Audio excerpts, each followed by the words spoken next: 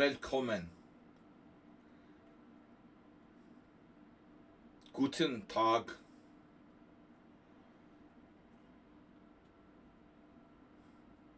Mr. Slowhand. Guten Morgen. So we've got a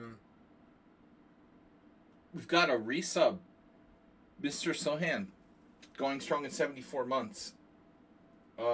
Sire. Yeah, that's Mr. Coffee's favorite. Yeah. We've got an analysis stream. I don't have to play chess with any engines today or worry about it. So no drama and just analyzing. Analyzing, is that a word? Let's check the Trump dictionary. Analyzing your games. The only computers today are going to be analyzing your games. Move 11 watch streak reached with a 3-stream streak. Snedsteg is here. So I've got Asterbait, Game, Geller, Ratmere, Cheesy Noob, Snedsteg. A game I just thought was entertaining against someone that was very suspicious. And Move 11 submitted random American Master Game. Bert Uzumikimwa, who I played actually once, and Eric Schiller passed away, who I never played, oddly enough. Alright, so I don't know whatever happened to Bert. He was like a 2300 player from California. African American. I only played him once, so I rarely played players from California living on the East Coast. Alright, we got a bunch of games, so let's do it. So analysis stream begins. And Asterbait, as usual, will start it off with a nice hors d'oeuvre. Actually, John Curdo, the local legend in New England when I moved to New England, longtime Boston, well, anyway, greater Boston area master, he wrote this book of miniatures, and he called it Chess Caviar. So that's a kind of cool name, you know. Or we could say these games, these short ones are like what in Spanish, tapas, chess tapas. Chess tapas. Chess tapas. So Asterbait's games are hors d'oeuvres or tapas. So, tapas is not literally hors d'oeuvres, but anyway, kind of the same principle. You serve tapas with beer in the cerveceria or jamoneria. All right, anyway, guys, let's start with Asterbait, Mr. Slowhand, auto mod. Okay, allow. I automatically allow. So, what's up in the hype train department? Mr. Slow has resubscribed for tier 1 for 74 months. And there we go. We're going to start from there. So thanks, Mr. Slow, getting us on the board for the week with a sub. Chess Eber had very generously donated 1 bit the other day. I just want to point that out. Very generous of you. So this is Kanan against Asterbait. Asterbait is black. I haven't seen this game yet, so a little hors d'oeuvre. Oh, Asterbait was black in the Smith-Morra. That's what you're talking about. Okay. E4, C5, knight F3. Aha. Knight C6. D4, C takes D4, knight takes D4. And now, so it's a delayed or deferred Smith Gambit. Deferred Smith Gambit in honor of Ken Smith. Mad NPC. Oh no, Mad NPC is submitting a real game of some sort. Oh no. Some kind. Oh no. Gonna make my head explode. Real games. Oh. Move 11 at least kept it to the national master level. FIDE master level. Alright, copy. I don't know if those guys were FIDE masters or not. Add a chapter, paste. Bert was pretty good. Schiller might have been an FM. Alright, so let's go. I don't know, though. Alright, anyway. Any submissions are going to be delayed till after the Astrobate hors d'oeuvre. Astrobate is black against the dreaded Smith Sicilian. Deferred. Knight c6, d4, takes, c3. You know, what's interesting about this move order is I don't know if it's accurate. What else can black do? Okay, knight f6 transposes back into a c3 Sicilian. If you play knight f6, white plays e5. It's a transposition. You could play d5, which is another kind of like anti-Sicilian line.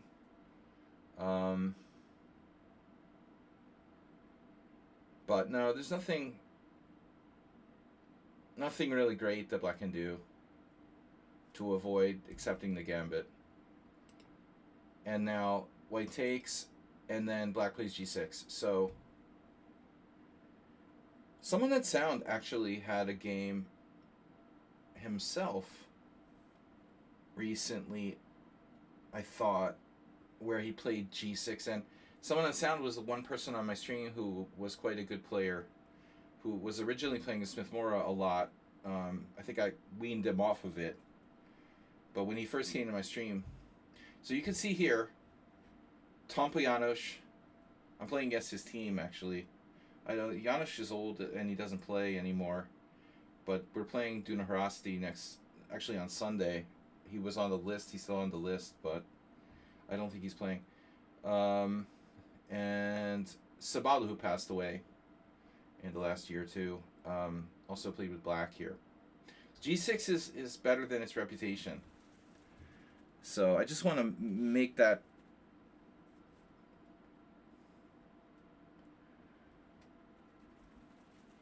Pub Howell, Thurston Howell III. Bishop c4, and now e6. That's not a good move. So Astrobate, you got exactly one good option here.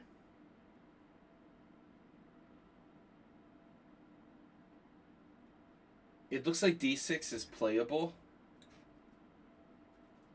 but I think it doesn't make sense. You know, I mean, you got flexibility with that d pawn.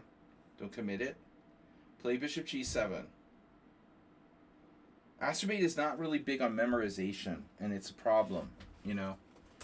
He doesn't like to brute force memorization. We need a little bit of brute force memorization.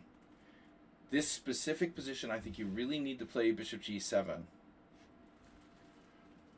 When e5 is overrated, and white's options are really e5, castles, or h3.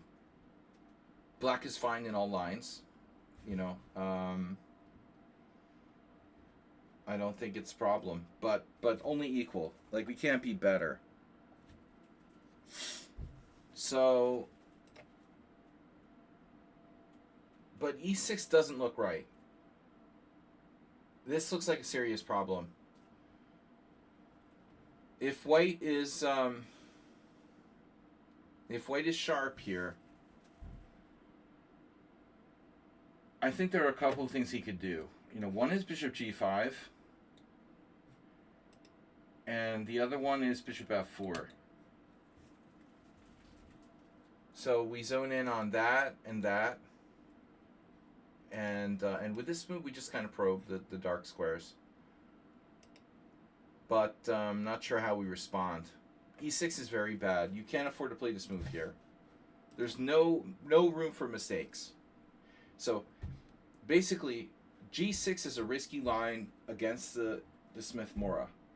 If you're going to play into the Smith Mora with g6, you just cannot afford to make any mistakes. And if you play it perfectly, you get a good game. If you don't, you get in trouble. So white is relying on mistakes like this. This is a very bad move.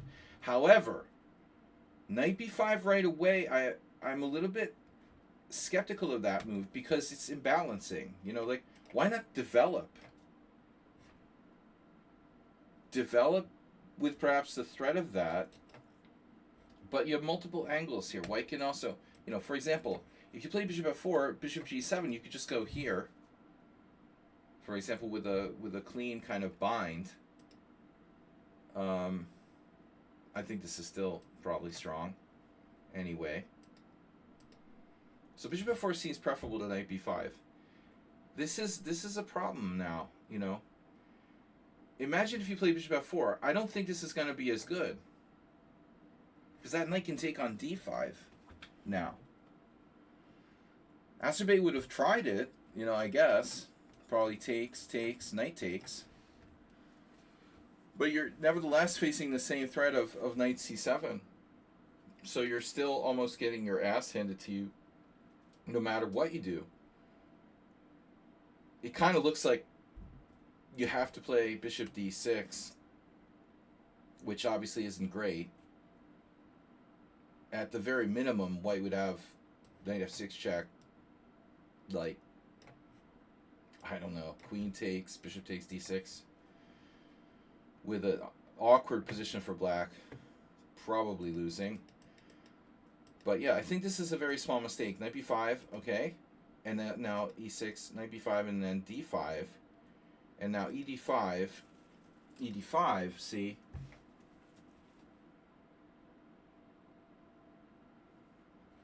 Bishop f4.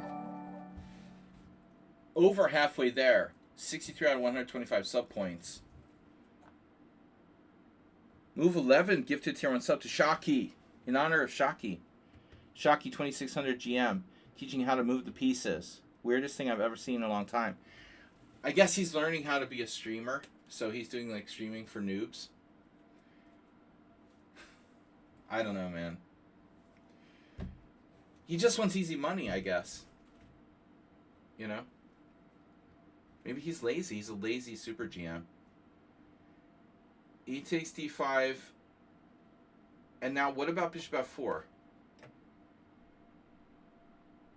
You know, you have this move like check at some point to give your king a flight square. So for example, takes, knight check, king f8. That might be a useful inclusion. You're likely to end up in a situation where you're down the exchange, say like this, where maybe you're not lost. I mean, you have a pawn for the exchange and a bishop, like a pawn and a bishop for the exchange. It's not that easy. So let's see what happened. I'm going to guess that white is overconfident. Plays bishop takes d5. So that's not as scary. You know, bishop takes d5 is not that scary. What's he threatening? What's white threatening? Bishop f4 was scarier. So what are you menacing, white here? No immediate threat. There's no bishop takes f7. There's no knight c7. So black has a lot of options. You know, you could play a lot of things, obviously. Knight f6 gets pinned by bishop g5. So you played queen a5 check. And then that's so cute. Oops. You have to retreat the knight. Oh no. And now bishop g7. And you're 2 moves away from castling. White still obviously has very active position. Queen e2 check. You're playing like the only move. Easy to find. And now bishop g5. Oh no. So white drops the piece on d5. Bishop takes c3 check. Kick out the legs from under the table. And now he doesn't recapture. Yeah, actually, interesting question. Did you intend to take on c3 or just take the bishop on d5? You're spoiled for choice. So if you take on c3, let's say,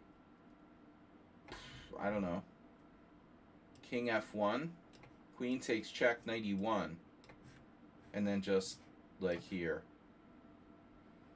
game over. So he just, oh man, that's crazy. So he goes knight d2, and now his bishop's hanging as well. Bishop d2 check, bishop d2, queen d5, castles.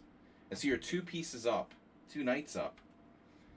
But Astrobate is relentless. He's not satisfied with like castling and being two knights up. He relentlessly pursues the opponent here. Knight d4. I don't think it's necessary. Queen d1.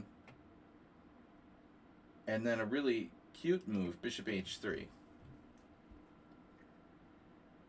Show him who's boss, Astrobate. My general advice is to consolidate your 2 extra pieces and castle. But this is very funny. Okay. Bishop h3, f3 only move. And now what? Now you went back. And I don't think you really achieved too much there. You know, f3 is kind of a constructive move for white.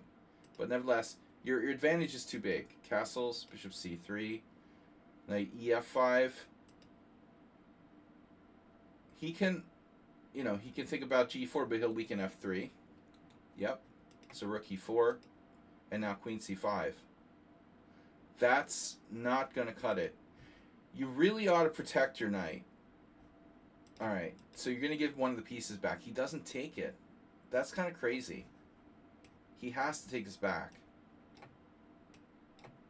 And if you take with the rook, you go rook d8. So in order to win the piece, he'd have to trade queens.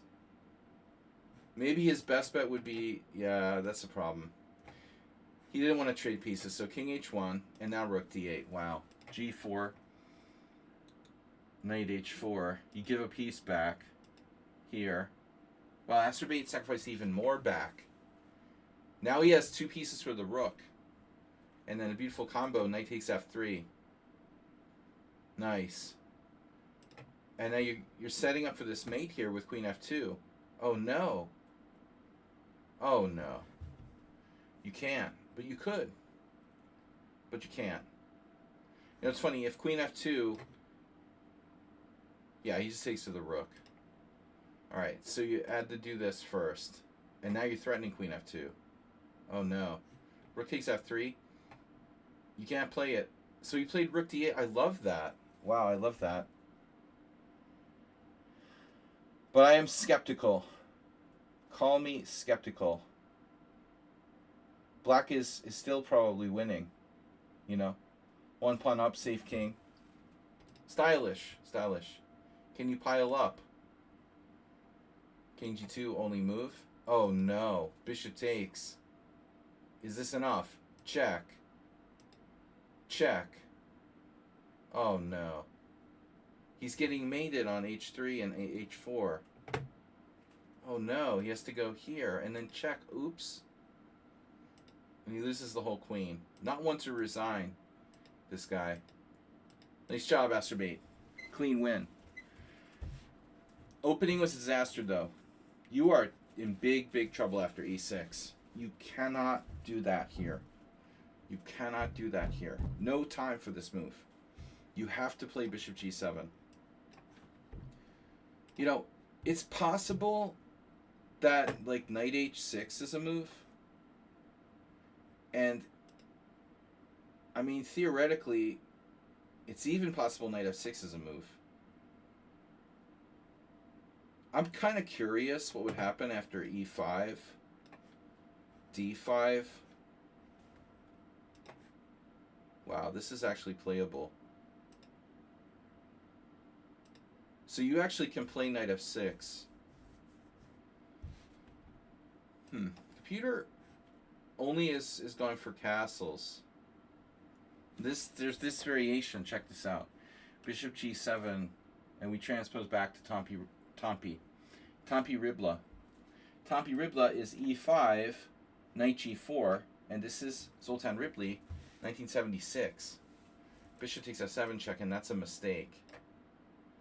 So Tompa, he gave up all of his advantage and went on to lose by cashing in for this bishop takes f7 check. The engine says rook e1 is better, sacking a pawn. So this puts the kibosh on the Ribley variation.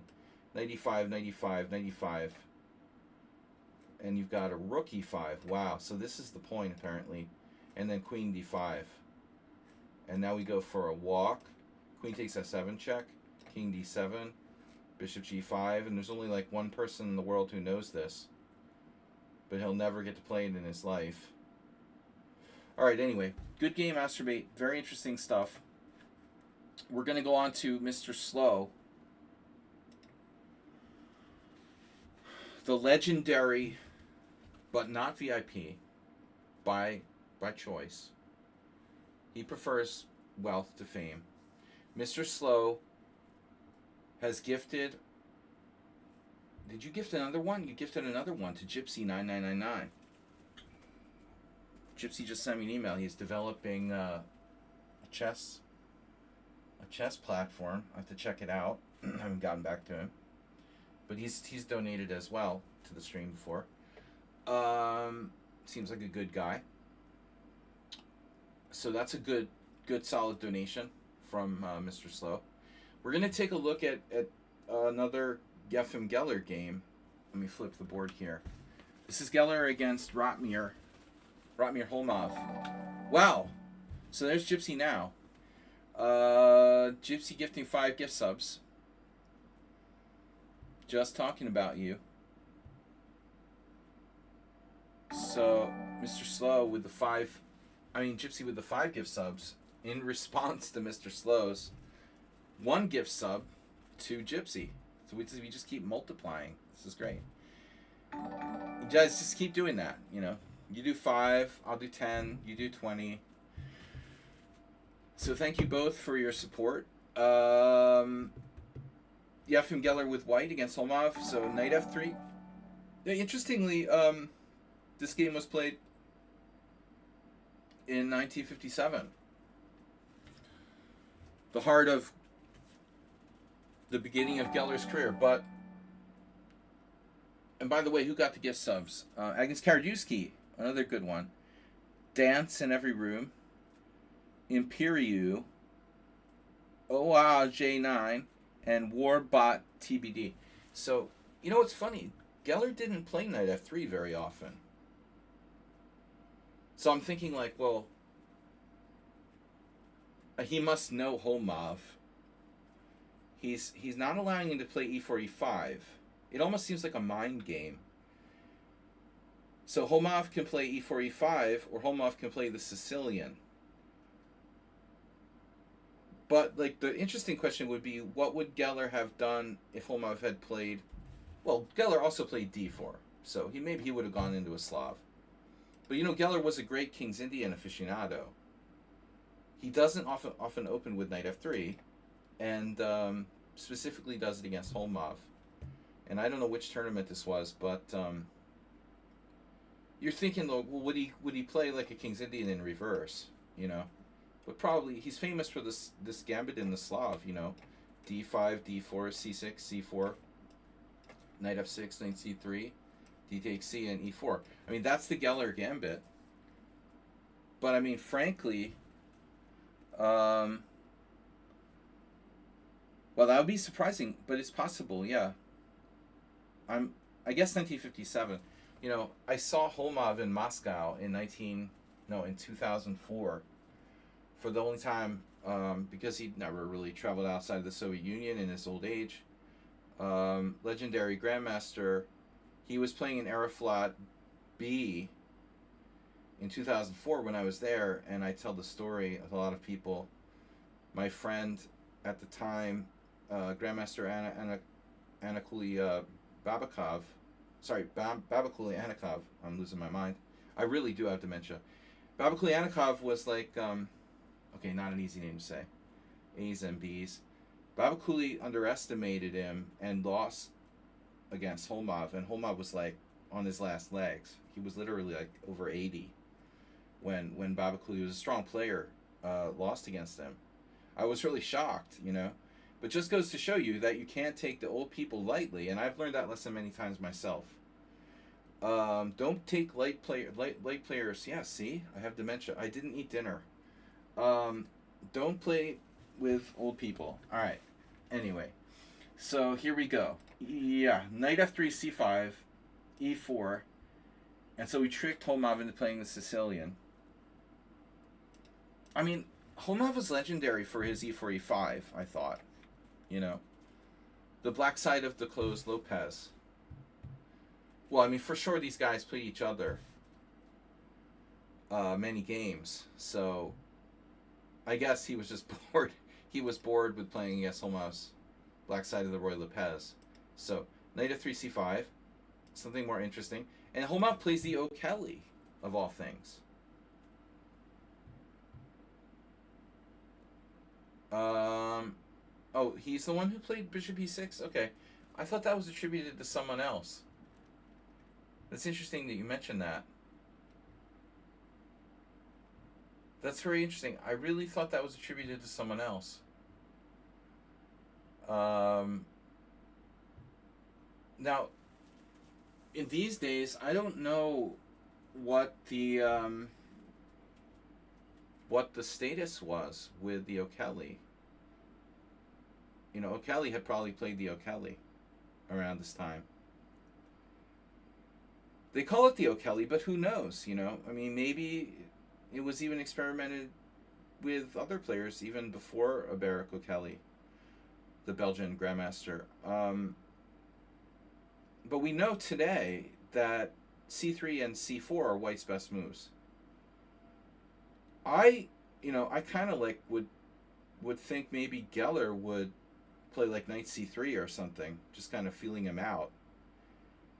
I don't know. I guess in 1957 it wasn't widely accepted that d4 wasn't the best.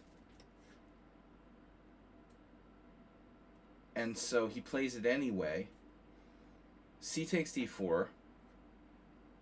Smith Gambit aficionados, anyone? Yeah. Had enough of that for today. Knight takes d4. And now, here's an interesting point. Just want to stop to look out for a second. Black typically plays knight f6, attacking the e4 pawn. White responds with knight c3, and then black plays e5. One lesser variation would be for black to play e5 like right away. So I just wanted to see if anyone actually does this. And the problem is, what is the problem? Because knight f5 walks right into d5. White doesn't have enough control of both of those squares. You can't go to b5, you can't go to f5. So after e5, white knight has to retreat. And the interesting thing is that, you know, this is relatively passive. This is very passive, right? So the only move that looks promising for white is actually knight f3. And that's not a threat to take the pawn with knight takes c5. So how bad is this really for white? For black, I mean. I'm having trouble. I mean, I think my dementia is kicking in. But, alright. So knight f6, and now what's white's best move? So this is kind of a mystery to me. Maybe it's not so simple. Bishop c4. So it's like a sub variation of the O'Kelly, where white gets a very small advantage. But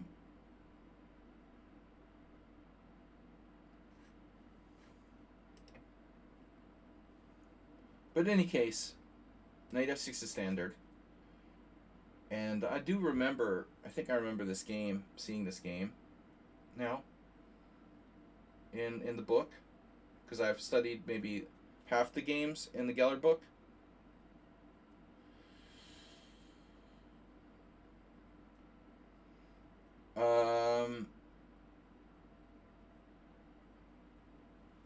Knight c3, and I remember this now. Okay, so e5, Yeah, d6 transposes to the Najdorf. Alright. And now, again, knight f5 is no good because of d5. Knight b3 is lame. Knight e2 is lame. So, again, by default, this is our best shot. The problem is black has bishop b4. And here, bishop c4 is the best attempt for white to get an advantage. Though I think it comes out about equal. Here is a really interesting position now.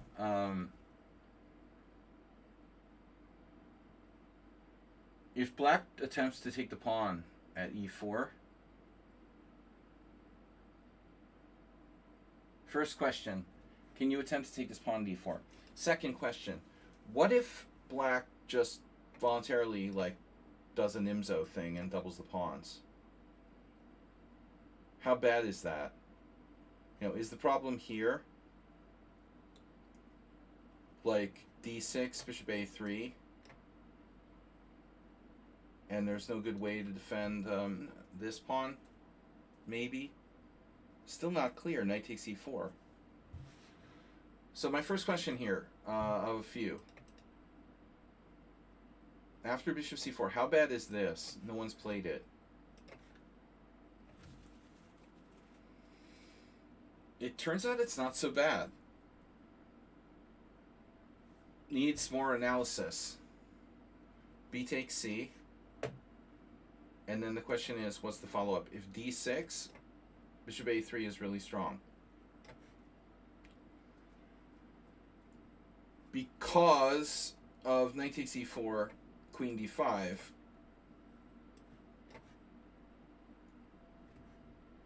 bishop e6, queen e4, d5, queen takes e5, d takes c, queen takes g7. Okay, so opposite-colored bishops can be kind of dangerous. Anyway, just off track, off track question. Maybe bishop takes c3 is a playable sideline. There are a few games with d6, which also looks viable. And, I mean, the obvious question is castles, right?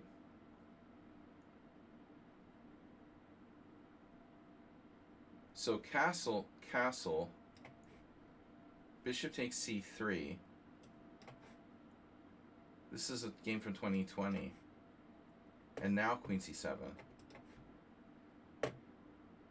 Another Nimzo / 4 knights type position, which looks like it's maybe not that bad for black.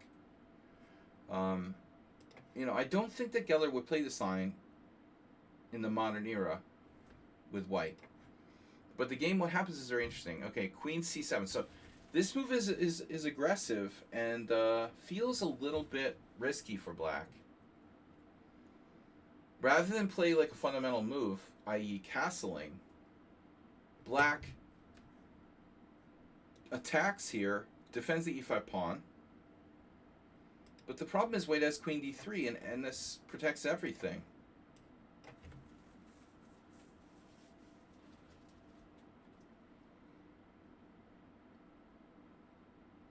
Queen d3, b5. This didn't happen in the game. Bishop b3. And now what?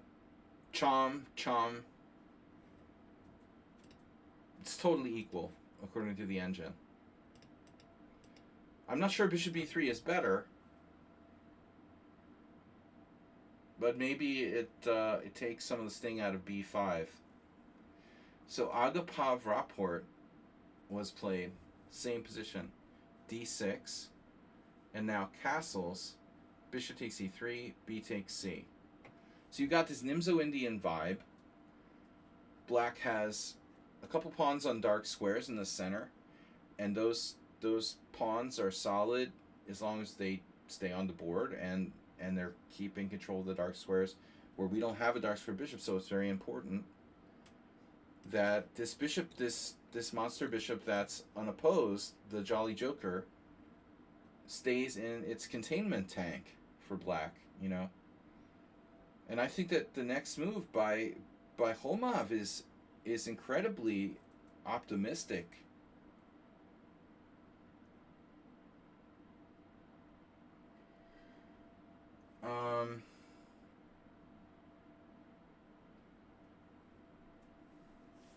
Are you the Trump spokesperson? You're that fat, obnoxious Trump spokesperson that calls people piggy? No, you're not going to do this on analysis stream. This is a serious stream. We don't analyze Levy Roseman games here.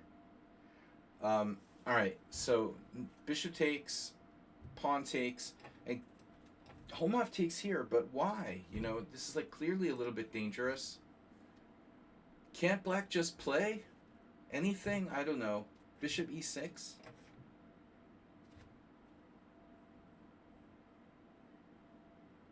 Bishop e6. I like black structure. I mean, bishop...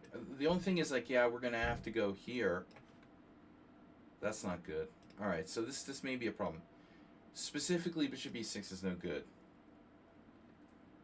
So you can play knight on bd7. Check it out. Agapov rapport. Rapport with black. And he won after the lame knight to d2. No surprise there. Knight g5 forces castles was played in another game, and white went, you know, postal with f4. Now that's interesting, at least. White has a little bit of fighting spirit here. But, you know, I think you get the point. Black is very solid, and Holmov decides to go off script and take this pawn against a very strong player. You know, bad idea. So this is where things get really vicious. Holmov was essentially greedy. He's like, I'm going to just take your central pawn, Mr. Geller. Maybe that wasn't a good idea. Bishop a3. This is a fantastic game. Double timeout.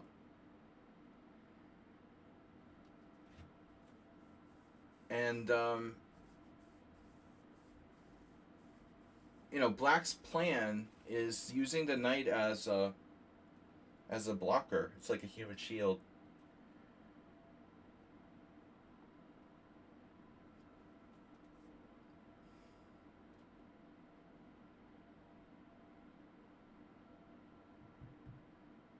You expect that black was going to play knight c5. Well, why didn't he? Why didn't he play knight c5 here? Someone played it and drew. Okay. Now this is my second major surprise of this game. It's like watching a movie you watched a long time ago and then watching again. I saw this game like a couple years ago, but I don't remember exactly. So... And I looked at it from maybe the other perspective. I can't remember. I might have played through it from the black side. That often phases me, you know, seeing the game from the other side. What's up, Mr. Coffee? Blockers aren't real. Beta blockers. Yeah, knight c5 looks very logical. I don't see any tactics. But this move, another provocation. I remember one thing, though. Why is black's king still in the center? Wait, is this the Sicilian? Dude, Holmov was really optimistic, man. First he played the Sicilian. Then he played the O'Kelly. Then he, like, took the pawn on e4. And now when he can still consolidate with a reasonable move, like castles or knight c5... he does this. These, like, tripling down on over the top here against a very strong player. Not a good idea. And so this is where things start to come apart. White has sacrificed a pawn. Black's king is still in the center. White has the bishop pair. Rook e1. Very simple move. Attacking knight at e4. And now black does play knight to c5. Now, it's really dangerous to play f5. I don't think we need a brain surgeon to figure that out. If f5, this square is particularly weak, and black will never castle kingside, etc., etc. So what can black do reasonably? Knight f6 leaves this, so that's gone. So now he has to play this. And I guess this is where Holmob must have miscalculated.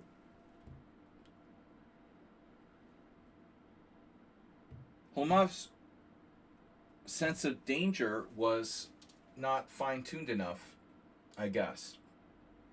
We're about to find out. So what could possibly go wrong? Your queen can't do two things at once. So queen is going to be overloaded. There's this. The queen is helping protect there. It's being attacked by that bishop. Which can also be attacked by other pieces like this. Or this. The rook is on the line with the king. So, bishop takes c5. Now, one question. Very valuable piece. We just gave up our bishop. The one thing that gave us compensation for that pawn we're down. What happens if he takes with the pawn?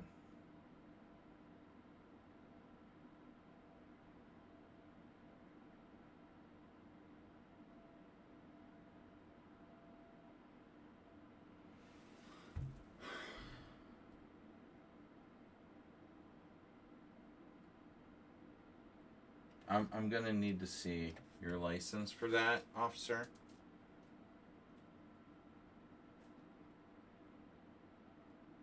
Alright, so this is critical. This is the point. This is the thing that Holmob missed. Maybe. One of the things that Holmob probably missed. Bishop takes f7 check, no? See, you can sit there and say, oh, no, look, you can't do rook takes c5 because if queen takes c5, knight takes c5, bishop takes d1. Black's winning. Okay, fine. But what you missed was this. And that blows everything up. Guess what? You're never going to castle. Your king's never going to be safe. If you take with the king, I play knight g5 check, take your bishop on g4. Good luck. And if you take with the queen, and this is the point, rook takes e5 check.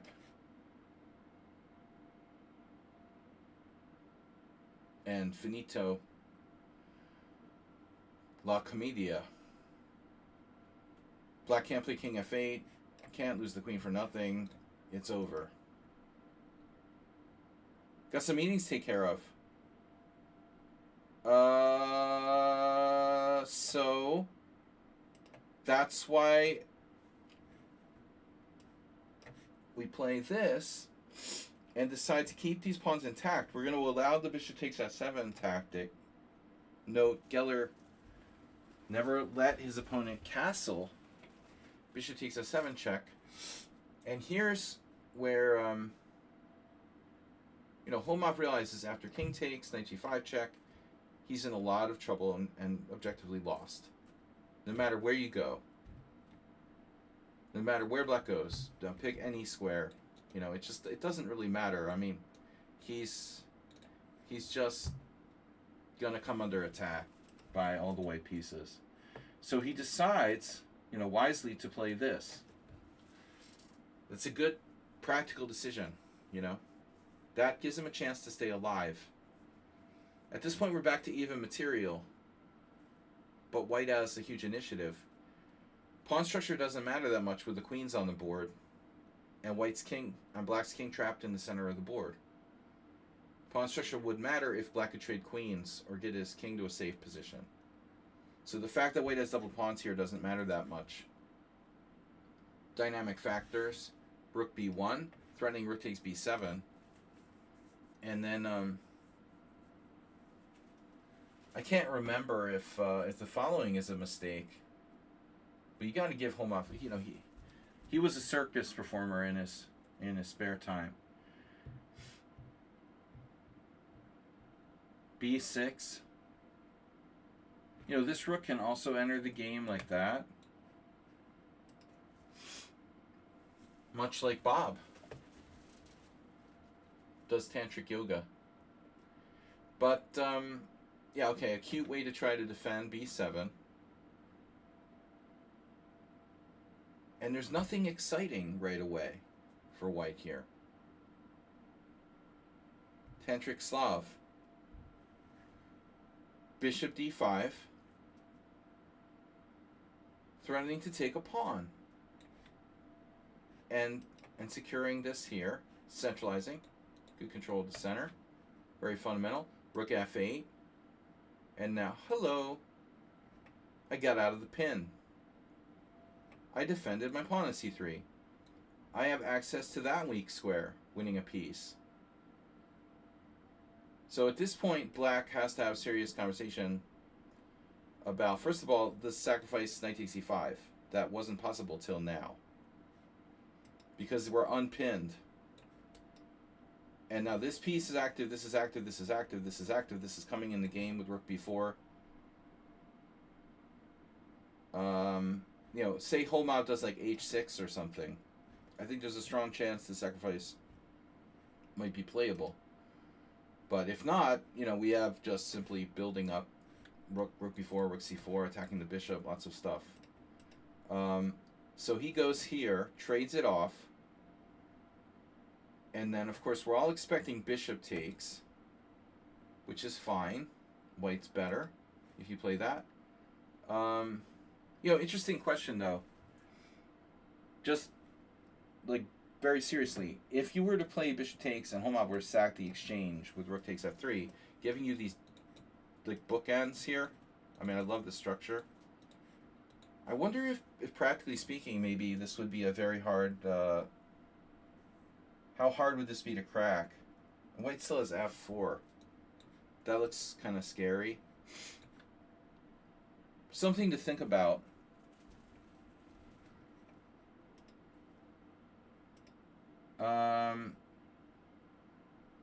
So this is one thing. He avoids that. Check. King e8. And now bishop takes f3. Now black could sack the exchange here, right? Say rook f3,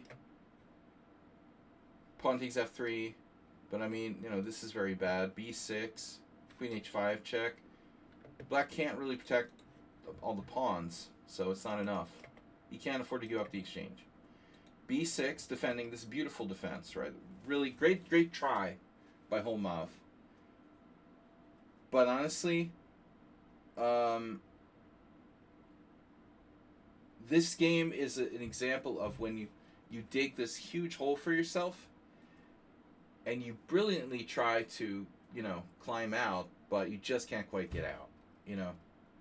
Like, great effort for trying to get out of the hole, but your hole was just too deep, you know. He just can't quite save it. Rook bd1. And something very simple about, beautifully simple about Geller's play. Complex yet simple. Rook f6. And now I would wonder about, obviously, like, check here. But that's very materialistic.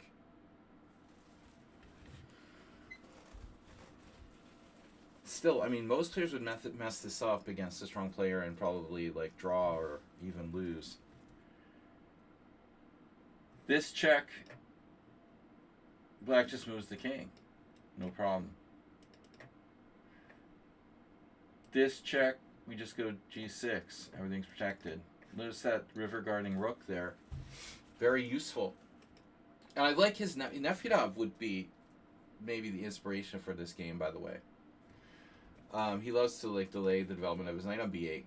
But rook e3, computer-esque, defending the pawn on c3, of course. No offense whatsoever there. Hello. Rook e7, and then queen h4. So we're hitting the pawn, h6, and now there's more weaknesses on the light squares. And then a beautiful move, again, really highlighting how much importance Geller puts on control of the center relative to his opponent, who only has control of the one central square. And then a bit of a strange move, queen c7. This is a huge hole. This is a huge hole in the white squares. Check. Black can't afford to play g6. If king f8, he's a dead man because of that. So he has to go to d8 or d7. And now queen d5 with ideas of queen g8. Queen c6, giving the king a square here. Queen g8 check, king c7, and now bishop f3. So he pretty much killed Holmov on the white squares.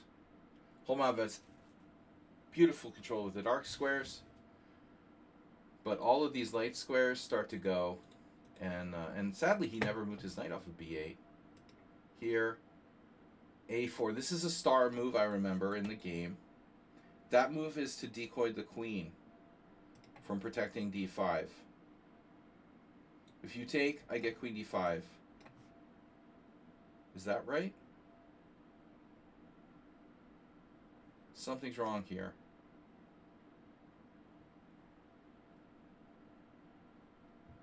Queen takes a4. No, it's rook e4. My bad. It was rook e4. It's about deflecting the queen and then going here with tempo. I remember. Okay, queen c5, queen b3, king d8, queen g8 check back, king c7, and then h3 waiting move, knight d7. Thank God he finally moved his knight, but it has nowhere to go. Look. Look.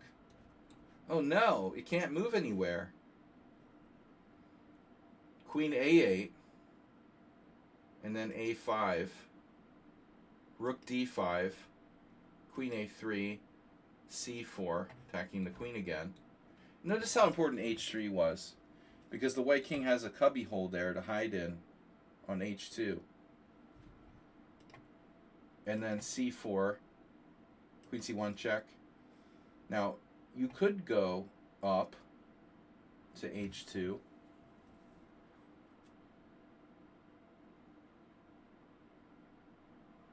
I'm not certain that there's anything wrong with that move, but this is with tempo. And yeah, I mean this clears some checks here. Queen takes c2, queen b7 check, and now he's forced back to the center with d8, and now check again. He repeats. It's a good habit to get into if you're getting close to the time control, to repeat moves. Do not rush. Here, check again, king d8, and now he goes for it. And after all said and done, what is this, 40 moves, Geller, who sacrificed a pawn in the opening, is still down the sacrificed pawn. And he's still putting pressure on the opponent. Rook e6, barely defending this.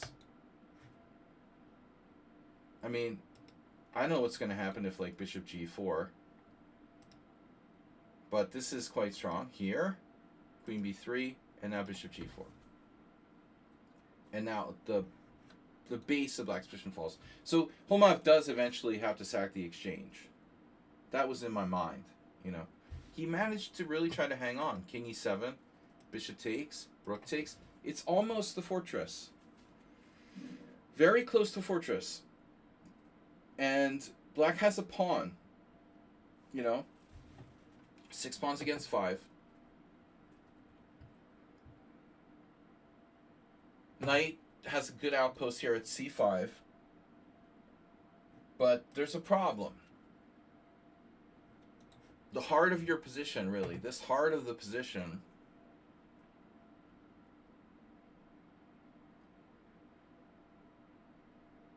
The glue, the basis of black's whole game, basically, the base pawn at d6 is a triple attack now. White played king h2. There's a trick, right? Very nice trick, I remember. Oh, this is devious. So most people would play rook takes d6, but you lose to queen takes d1 check. Oh, no, poor Bob. Rip Bob. In that position. Oh, no. Always watch the check. So you have to play king h2 first. This is very cute. And now black simply has to defend the pawn at d6. So he does with queen b4. And then this move. And while black has no really constructive moves, we're going to play c5. c5. You can take it however you want. You know, take it however you want. Take it with the D pawn, take it with the B pawn. Take it with the queen, take it with the knight. I don't care. You know, that's going to be our next move. In most cases, which will block white's triple attack against d6 or break through to d7. So what else could black do? You know, the only other thing he can do is like knight f6, and that will lose to rook b5, and we just simply crush through here, or crash if you prefer. So it's over. Rook d5, black can't defend. And then black played g5, and I didn't understand. Yeah, I guess I didn't understand now in retrospect why maybe c5 doesn't work here.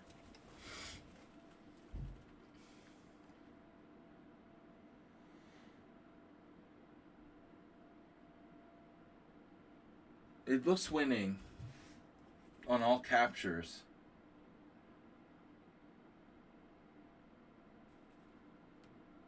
Time scramble. So queen f4 check, king g1, like e4 could defend this pawn, but then white would be winning anyway. So it was a time scramble. Black resigned after queen c7. But I think it turns out that queen c7 is fine. And we're still threatening c5. It doesn't hurt to, you know, throw in the move queen c7. But I want to see if c5 would win as well. Yeah. Yeah, I mean, white, in fact, black is kind of just in Zugzwang. But this is the most forcing move. So black would probably take with the knight, allow the capture here, and somehow try to survive. But it's not enough. All right, good game. Yeah, I remember bits and pieces of it. Thanks, Mr. Slow. Mr. Slow's the best. He sends us quality chess games that are thematic, and we enjoy going over. All right, guys. Thanks for the 5 gift subs from Gypsy. We've got a bunch more games. Cheesy Noob was the first person to send in a game today, and he rarely sends in any games. Rotmir. Yeah, that's a great name, isn't it? Rotmir. Rotmir. I guess it's spelled with an X in Cyrillic, like Hra. D4. This is cheesy against somebody. And I don't know the circumstances of this game. Cheesy Noob You can tell he's white because the game goes d4, d6, knight f3, c6, and he plays c3. So this is the cheesy noob attack, with usually some sort of early bishop to g5. Black plays knight f6, and now bishop g5. And, you know, if I were black here, I would... Well, I don't know what I would do. I suppose knight e4 is interesting. You can obviously play knight on bd7. You could even play g6. Black, this is a little more adventurous. Okay. So bishop h4 is Robert Bellin. Bishop h4 looks good. And Cheesy Noob didn't play that because he doesn't like bishops. He wants to give his opponent the maximum opportunities to take his bishop. It's interesting that in that game, Black played queen b6. And you don't have the option to play bishop c1. But Cheesy Noob with the novelty h4, which is not that crazy. I mean, it is played in some lines of the Trumpowski. I think it discourages g6 to some degree. But you could take and play g6.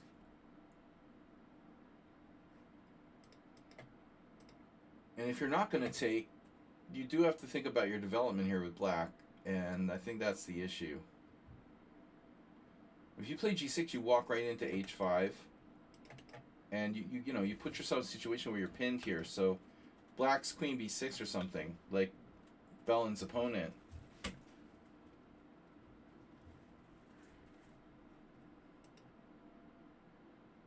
h4, and this move looks kind of weird. I mean, in tandem with this h-pawn, bishop f5. But I suppose it's fine. You know, I guess he wants to play h6. He'll keep the bishop back to h7 diagonal. That actually looks kind of reasonable. And if we don't have some sort of crazy like g4, e8 time. What is the idea of analysis time? Both. Subscriber games and interesting games. But analysis is the key to improving in chess. Not watching grandmasters do mate in one, as Shaki pointed out.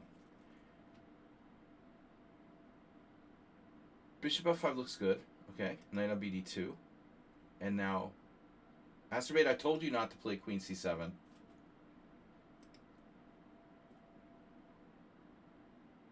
Black has choices here. h6, giving his bishop retreat squares. Why not?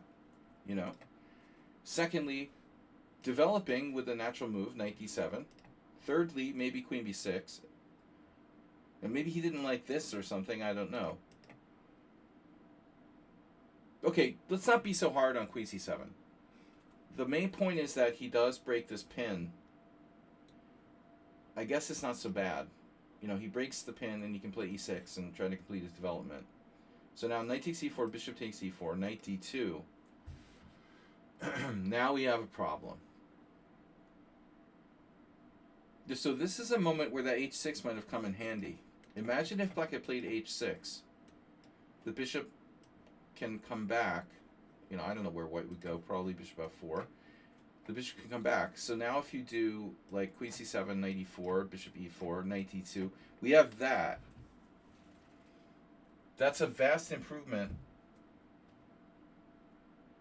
Seems like a vast improvement.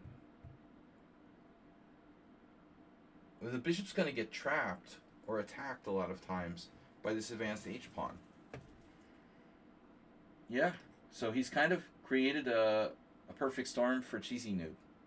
e4, and now you can't even go to g6 because of h5, winning a piece.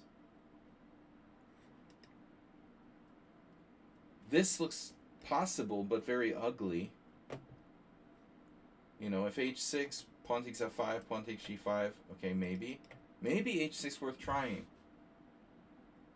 Cheesy Noob would probably come back, and black would be able to play bishop h7. White stands better, clearly.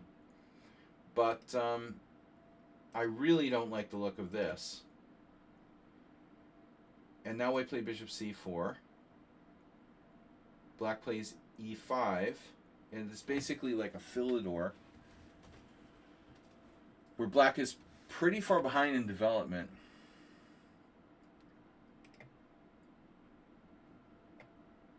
I mean, I don't like the bishop ending up on c8. That was bad. And now e5. And now white decided to castle at this point.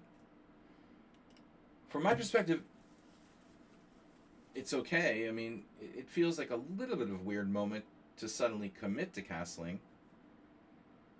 when it looks like we might have options. I think keeping the flexibility of castling both sides is a very important thing in chess in general.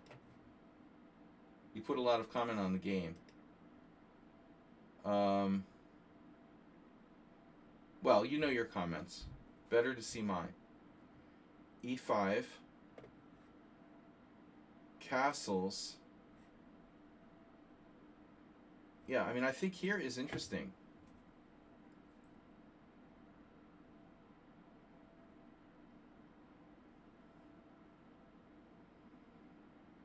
Maybe you should wait, you know, and play either queen f3 or queen e2.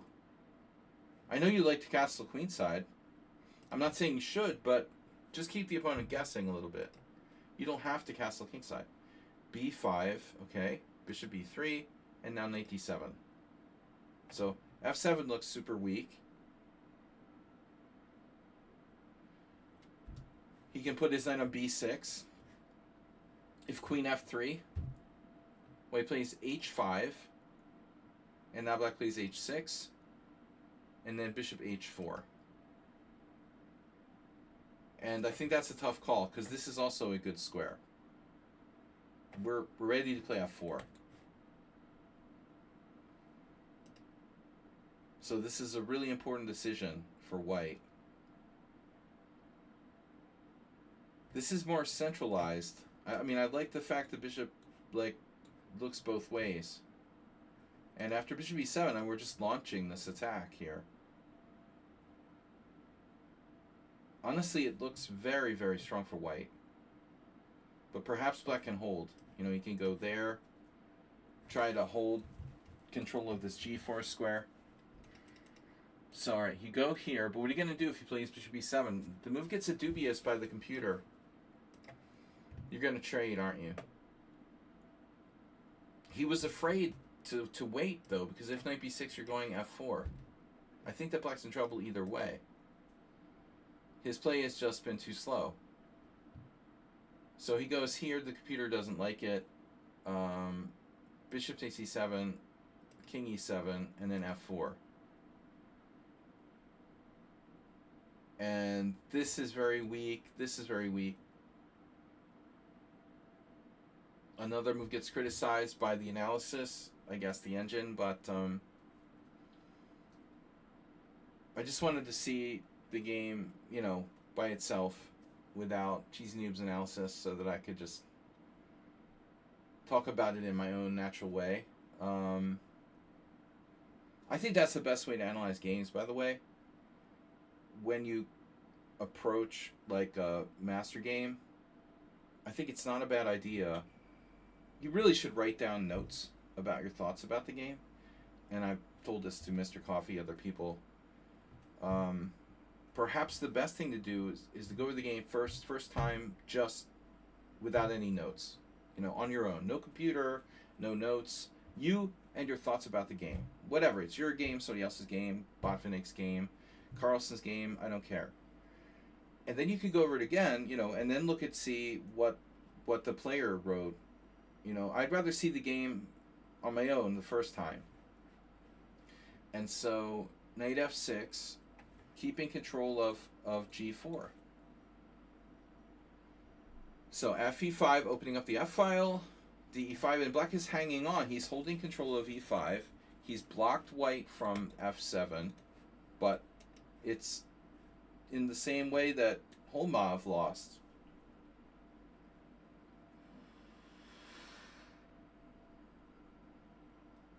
can you survive for how long, ultimately? These games are, yeah, it's a mix. It's a mix of games. This game could be online. It could be over the board. I'm not sure.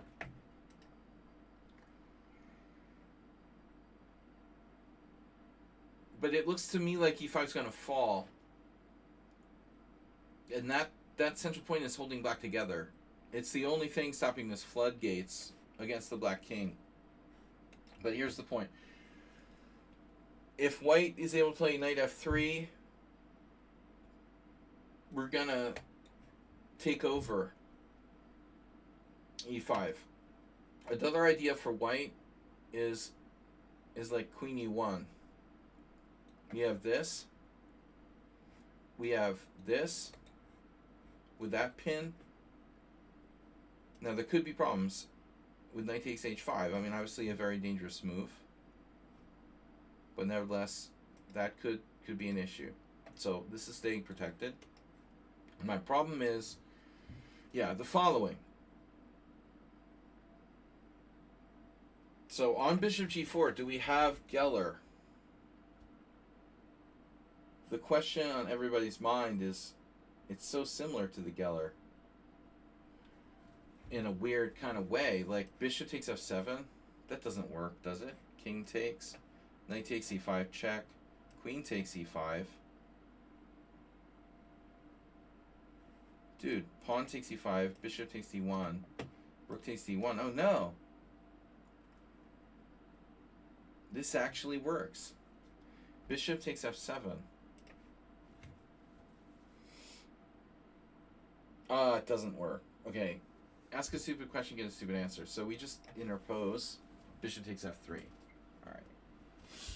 But it's good to make sure, you know. Sometimes we have stupid ideas.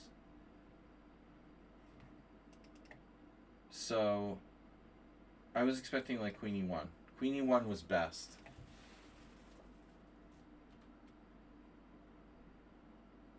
So what happens on queen e1? He's going to take, maintaining control over e5. We take with the rook. h5 pawn is hanging, but you can't take it because of the pressure on the file. So white maintains like lasting pressure, and there's this. This is very nasty. She's a very nasty reporter. Khashoggi was a very nasty, he was very, very controversial. That's why they boiled him in acid. Sorry, sometimes I like drift off. Alright, so bishop g4. He was a very nasty piggy. Yeah, this queen e1 is very strong. I'm surprised Cheesy didn't find that. This is a radical, anti-positional attempt to refute Black's game tactically. Brute force. Ugly, but effective, maybe. So there's two issues. Yeah, I mean, the first one is like this check. The second one is he can take here. That doesn't work. That loses a piece. So either black takes, or that loses. This take loses. Okay, black has a third option, which is really crazy. I guess to try to take on h5.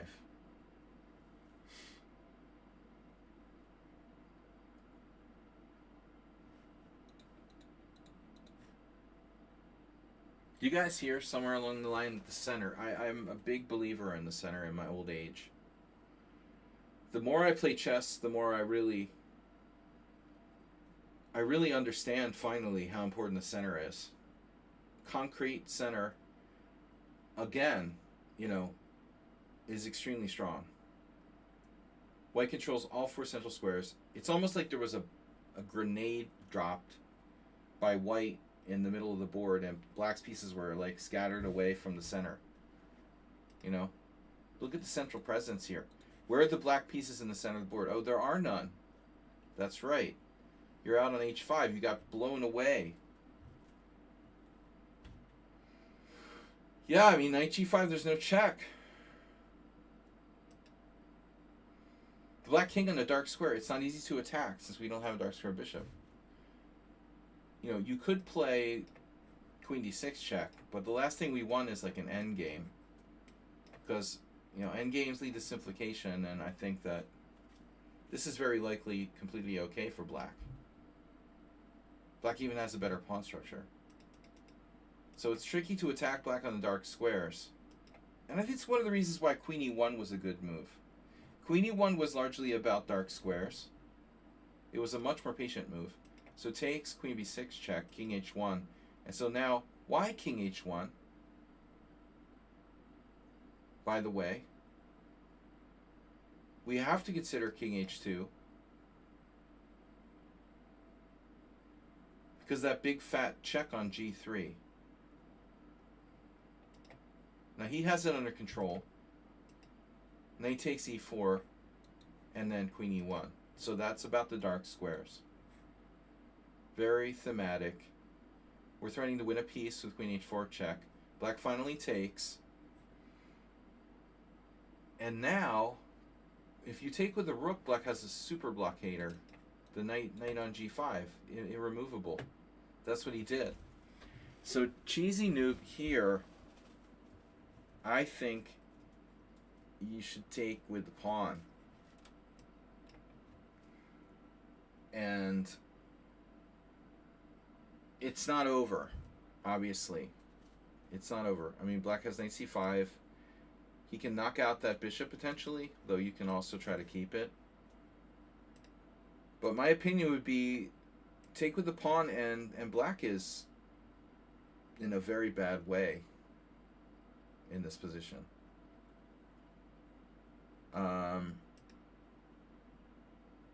The problem with rook takes is this super solid defender, and you can't get it off of g5.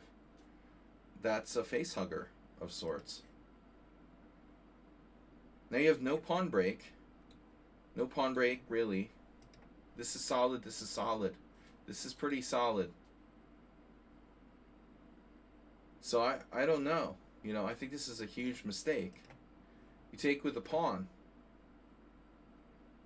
And you're all over him. I mean, yeah, you'll have to slow down a little on the f-file, but black's king is toast in the middle of the board here. So I think rook takes f3 is a mistake.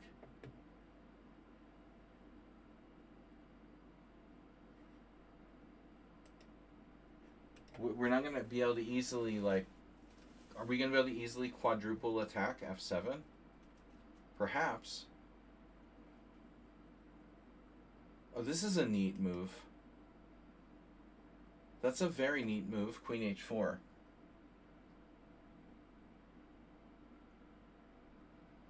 Pinning the knight and negating its defense of f7. The black at this point has to watch out, to say the least. But I suppose defend, you know, rook f8. The issue is going to be a difficult one. Now, if I had seen queen h4, I might have changed my mind on this. This is an amazing move to find. And if rook f8, rook f1, so maybe the other rook, just so you can flight over here, does it matter? So after this, you can't defend f7 enough times. But let's say he moves out of the pin.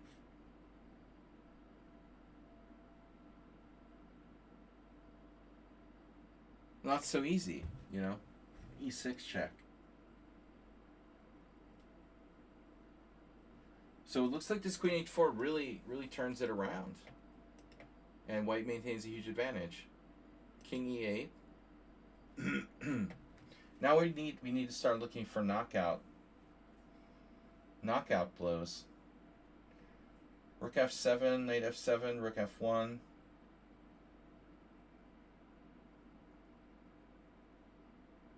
e6. Rook f1.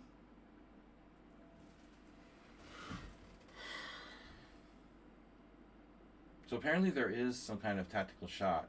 Bishop f7, knight f7. This is very hard to see. Very hard to see. Like grandmasters would miss this in the World Cup.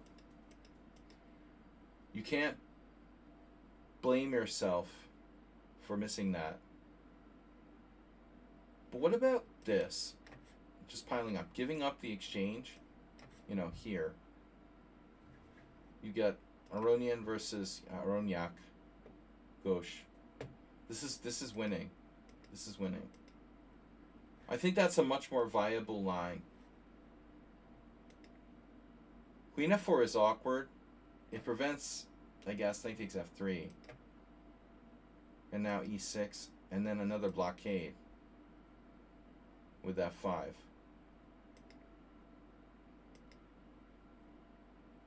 Very strong game by white.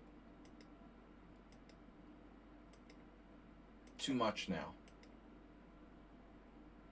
Mucha. And the study like e7 check to filter in with the king. Oof. And then rook d1 or something. Checkmate is now unavoidable. Say that again. So bishop f7. It looks like bishop f7. But apparently bishop c4. Anything's fine. Played this. This is a blunder. And now bishop f7 is a blunder. That still wins, right? Lost forced checkmate sequence, who cares? But I think like this makes a lot of sense because what's he gonna do? All he could do is give up his queen. I mean, bishop f7, king e7, and rook d7. That's the point. I guess it doesn't really matter, though. I mean, the point is that we cover e8, so rook d7 is a mate. If you do it the other way, like bishop here, okay. How do you mate black and 1 now? You're still mating, but it's like mate in 3. It seems like bishop f7 is the straightforward. Alright, great game. Snedsteg is up next. Alright, this is a real game. People are asking what kind of games do we analyze here? For example, all kinds of games. Random games, online games, Grandmaster games, historical games, games I played on my phone last night. Etan would like to submit a game. Alright, as long as it's not like too fast.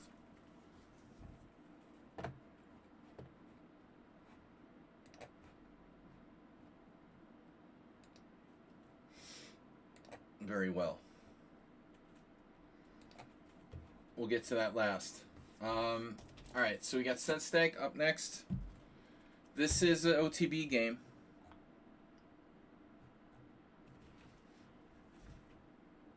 Sned is white. Sorry, that's the wrong game. Sned is white against Jakobsson. E4. D4. Knight c3. And, you know, sadly your opponent didn't play the Kraken. But hopefully you would be prepared for that. So he plays, and I think the Kraken is better. He plays the Pribble, or check defense. And now f4 is main line. Critical acid test. Queen a5. And now knight f3 is main line. It's also possible to play e5. I never played this, but it has to be good, you know, alternatively. Somewhere, oh, I said knight f3, I'm sorry. Yeah, we can't play knight f3. The pawn's hanging. We have to play that next. So, bishop d3 is normal. And now, oddly enough, I lost to Alexander Ivanov once in a rapid game 60 or something in this position. This is main line. But somewhere recently, I had a game where someone played that against me. And it's actually a move. It's probably not good. I played queen d2. But it's interesting and funky.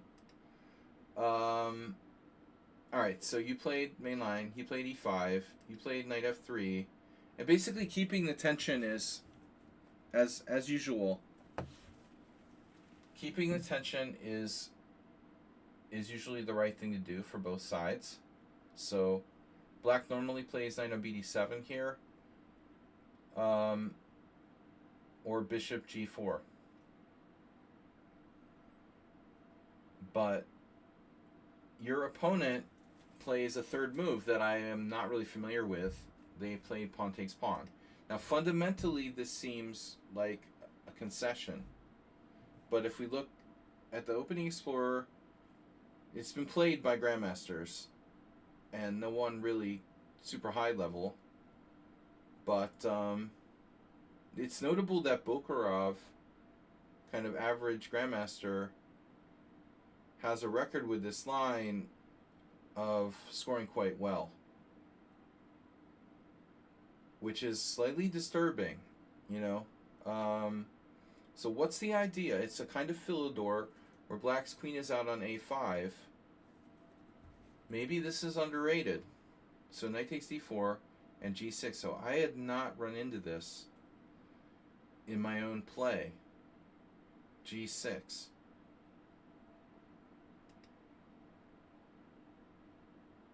The queen protects e5. Otherwise, black's just blown off the board by e5.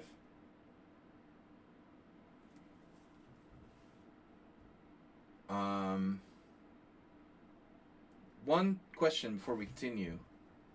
Does black have to play g6? And the answer is no, not necessarily. Like, this is some sort of weird, tricky move played by Varuzhin. I have a Hungarian friend who's a database pirate, and he's like an idiot, but he ends up like collecting databases and like selling them and stuff. And he builds like databases about specific openings and tries to send them and sell them to people. And he told me this story a couple years ago that he was trying to do a database on this opening, the Czech defense, and he was like trying to find like who's an expert on it, you know, and there aren't really many experts on it, but he tried to contact Varuzhin Akobian, who lives in the States, and he was just telling me how, you know, the guy was kind of standoffish and not really interested. But anyways, just a weird side story. You know, g6 feels like, yeah, that's great, but it might be asking too much of the position. So this queen b6 looks interesting, and then bishop e7 playing it like an exchange Philidor. This is played by no good players, so that's concerning. With queen b6 we see some good players, so there's got to be a basis for this. Really, to be honest though, it's only Varuzhin. Not enough. So it's a sideline, it's a tricky sideline, it's probably not good. g6, and now you played queen e2.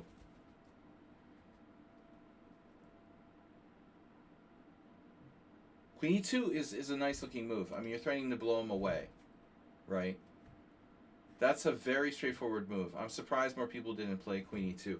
What could possibly go wrong with queen e2? Bishop g4 is inconvenient, but probably not a big deal. In fact, I mean, queen e2, it does kind of make a lot of sense. If you play bishop g7 and you play e5... So let me ask a question, right? Queen e2, bishop g7, e5. What happens there? You gotta answer the obvious questions first. Why is black not getting blown away here?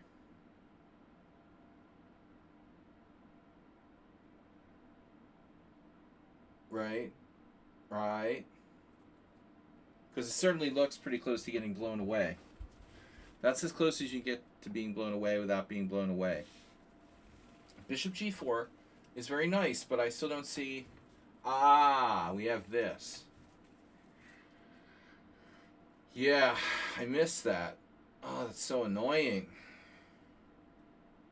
Shit. Yeah, Okay, so yeah, you'd have to play.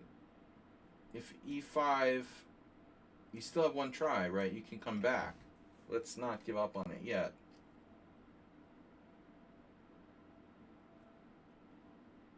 I'm still not convinced. Okay, bishop g4, knight f3. Show me the refutation. Now what?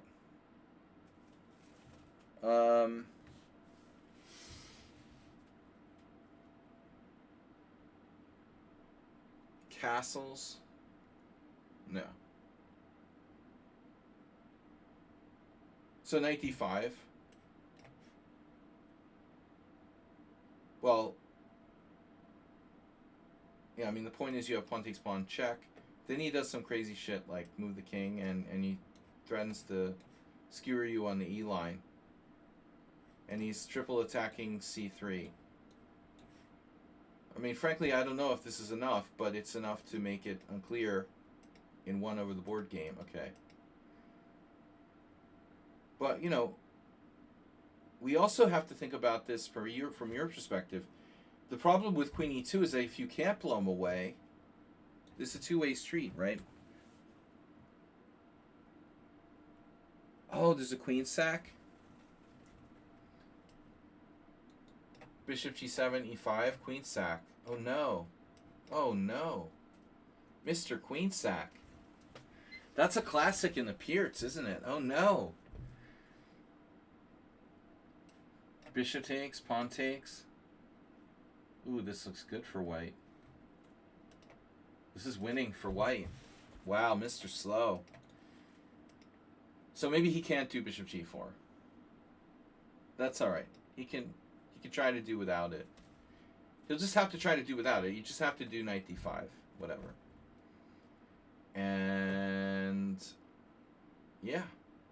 Well, you can't let him castle, so you have to take. And now that thing is coming again. So that's got to be, yeah. It looked very natural, but I think the problem is this. At the end of the day, if it's not good for you, it's good for somebody.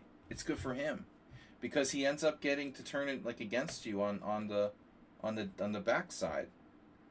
It's funny, isn't it? I thought it was great too, but if it doesn't work, it's going to backfire, and probably you shouldn't do it. So most people here played castles kingside. This is an interesting move, though.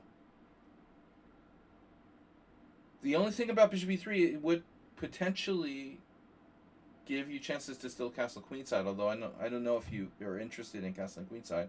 There's no reason not to castle, though. The castles are the main line. Queen e2, okay, bishop g7, and now bishop d2, which is surprising. Pet Larson against Alexander Ivanov. Pet Larson. It's like Bent Larson, but it's Pet Larson. He was Larson's pet. Sometimes they do that, like cut off people's names, so it's Peter Larson. But that's funny. Pet Larson. Bet Larson would be better. If you were Bet Larson, you'd be really close to Bent Larson. Like one letter away. This guy's 2 letters away. Pet Larson. You see, I told you guys Ivanov played this crap. He did it against me. Yeah, he's degenerated. Trying to beat weaker players, he plays kind of crappy stuff. Yeah, but what's the deal with bishop d2? It's not a bad move. Alright. Knight takes e4, no problem. Queen h5. Oh no. So, okay. Queen h5 is for wimps. Dude, I'm not playing the freaking Pribble and then playing for queen trade when things are just getting interesting. But he's afraid of discoveries. Okay. Okay. Well, no. I mean, if you're afraid of discoveries, you go here, right? Then white plays knight b3. Back to square one. Probably castle. But why why does he chicken out and play queen h5? Alright, now you have a choice. You can chicken out as well. You can chicken out or not chicken out. And if you don't chicken out, there's maybe not a lot of options. This is the only one, looks like.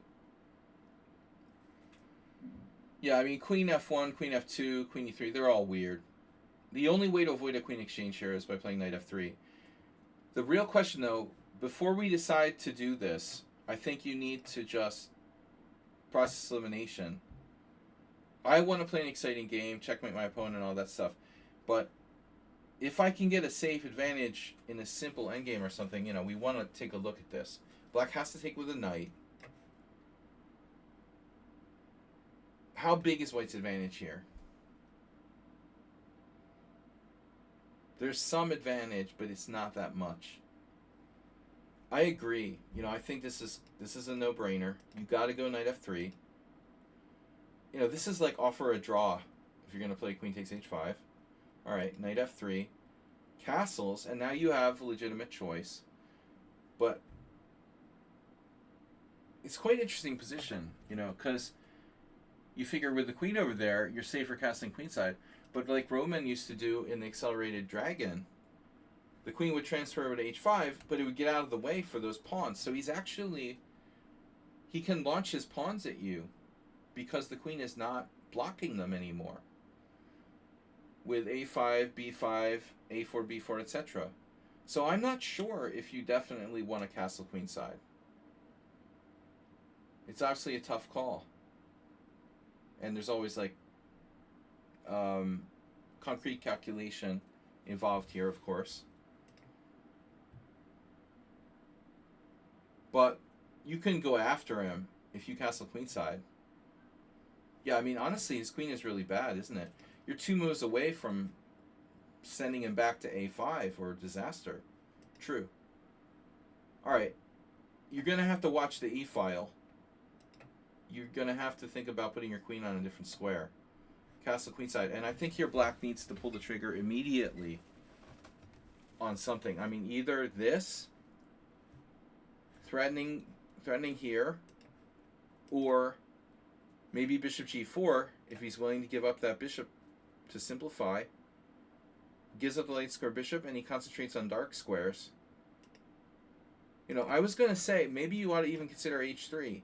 But then he can still do bishop. He can still do bishop g4. Here's an interesting thought. h3, bishop g4, rook f1, bishop f3, rook f3. Maybe you're still better. Sharp position. Castle queenside. Okay. And now again, I think either this or rook e8. I don't really love this move because of this. Exactly. This seems slow for black. So he has to go back, right? That seems kind of dumb. Exactly, Mr. Slow. So that's where we're at now. But I think that black misses best chance with rook e8 or bishop g4. What he did with knight d7, and queen going back here, that doesn't seem right. Here, king b1. King b1, knight c5. Queen a5, you can't give him this pawn. So here I'm expecting king b1. You also have a3. But you figured he has knight c5. I mean, maybe he gets our bishop, but that's fine. We can take back with the pawn. How about king b1, and then this won't be check. Knight c5, knight wherever. He can't take here with check, so he has to move his queen. And he has a lot of squares for his queen. He has a lot of squares, including a4 and d8. A total of 2. But yeah, maybe we're coming up empty here. I still think you're better. But whatever. So you play an interesting move, bishop c4, which looks well, let's say dangerous, because now he can do, fork tricks with like takes in d5. He can destroy your center in one move. In order to do that, he has to move his queen first, which he does. But the other thing is that your bishop is prone to being attacked by b5 or d5. So I think bishop c4 is a risky move in its own right. After queen c7, you had settled on a very concrete plan. So this is interesting. This prevents him, or, you preempt him, essentially. And, I mean, there is rook e8, possibly pinning you. No queen sack this time, Mr. Slow. Of course, the exchange, I don't know. I don't like this exchange for black, because all it does is like open this diagonal for the bishop. Feels like maybe he had to. Okay, takes. And if rook e8, the f7 is super weak. So you have bishop f7 check, followed by queen c4. So far, a great game. Not sure that black put the queen on the right square. If we go back a step, he wanted to guard his pawn there. But what if queen b6? We do the same thing.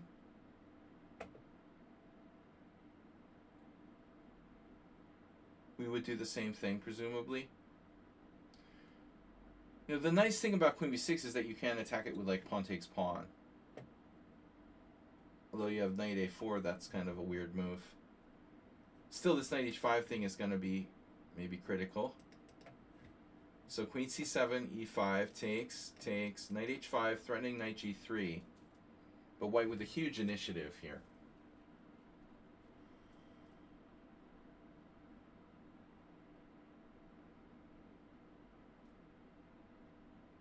So you just protected your pawn. I mean, e6 looks very strong, but maybe not. What's the follow-up? So rook e1, and now knight b6, hitting your bishop.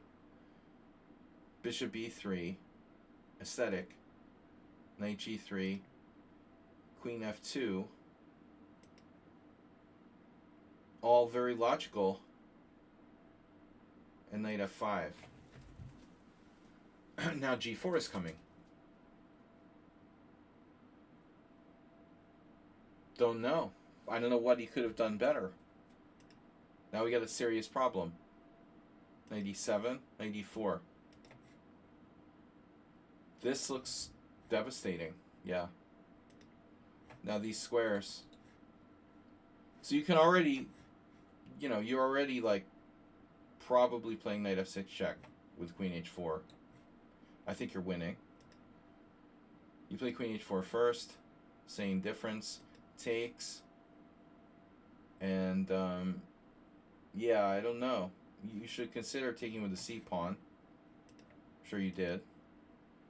Knight d5, and you should be getting checkmated now. Check, takes. The other way he would have lost a piece, so he has to do something now. And then queen h6. And that's cute because f6 is hanging.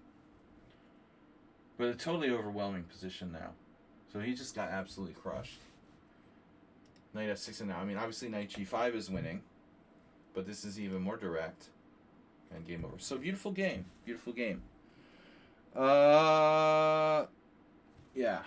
Something went very wrong there for black. But anyway, that's the first time I've seen that specific variation.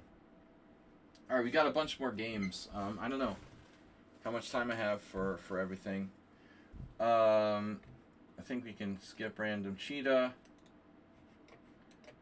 That was a stupid game I wanted to put in there. So next is move 11. Burt Lancaster. This is San Francisco 1997. Burt Izumakawa. I don't know if he's still alive, still plays, still active. It was 2300 I won a game against in Philadelphia around 1994. All right. Actually, Eric Schiller died. He was a national master. Um, so I don't know why Move 11 put this game in there necessarily. Do you think Queen E2 was your biggest mistake? Uh, well, one of the only moves that was possibly a mistake. So what's the idea here, Bert? So this Schiller guy, he wrote a book on the Hennig-Schara Gambit, I think. Although he wrote a lot of books, a lot of them were considered kind of like low quality. He would sort of crank out a lot of fluff and white space. But I suppose that Schiller probably wrote some good books as well. He seemed like a bright guy. It was hard to make a living, writing chess books in the 70s and 80s. I know that he graduated from University of Chicago, which is very, very well, one of the best schools in the United States. So D4, I think philosophy or something, I don't remember, but D4, D5, C4, E6, Knight C3, and then the Tarrasch. It's funny, I was just going over Tarrasch with someone yesterday. One of my other students who's not here, Yabatis. So this is normal Tarrasch, C takes D, and now, generally speaking, black recaptures on D5. It's this particular gambit that's the Hennig-Schara Gambit. And, most people who don't know what they're doing automatically take on D4. And that's still fine. But the most interesting move was Queen A4 check. And there's this game where Hikaru played this with black against Camilla in, I guess, San Diego, 2006 U.S. Championship. I had already moved to Budapest by then. I played in 2 U.S. championships, and they were both before that. But this is kind of a funny line that that was just funny because Hikaru tried to be cool and he lost with his crazy variation. But after that move, C takes D4, Queen A4 check, the correct move is Bishop D7. Now Queen takes D4. So it's like the same position, but the bishop's on D7. E takes D5. If white doesn't take the pawn, I mean, it's not critical test of the line. So Queen takes D5. This is a serious variation. I have some old New in Chess yearbooks from the 2000s and 90s, and they're at Uber driver's house or Mr. Coffee's house now. And there was one very, very in-depth article about this variation, like a 6-page article. I mean, very serious. This is not a joke. And there's some new idea, too. I'm thinking. But maybe it's not in this line? Is it in the other line? After Queen takes D4.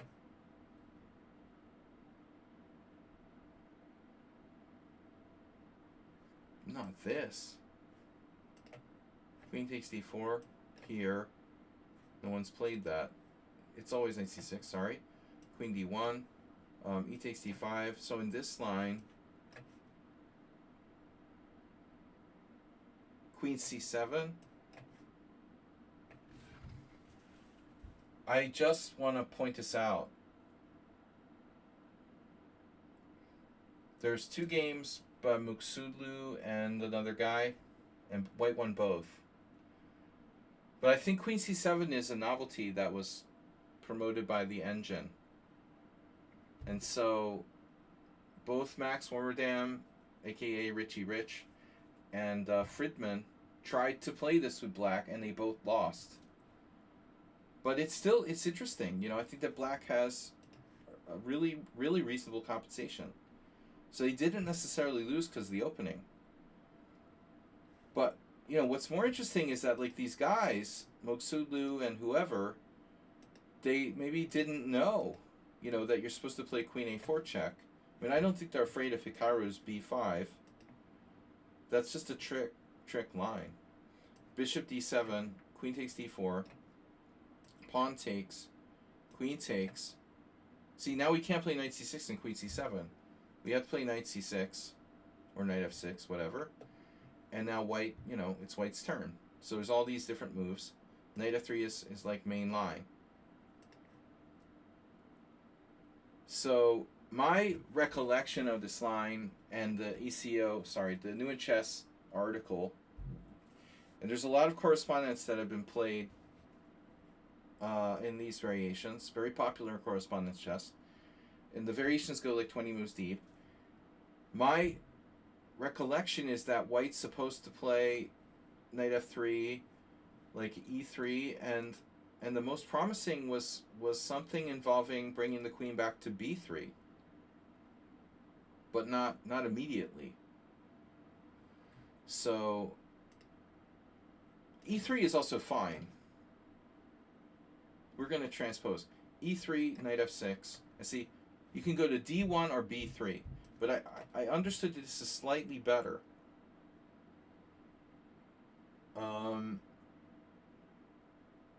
Queen might be slightly more useful on B3. Not so much downside. Not so easy to take advantage of it. And so Karpov beat Johnny Hector. Congratulations. Good idea, Johnny. Here's Johnny. But anyway, Knight C6, Queen D1. Okay, this is going to transpose.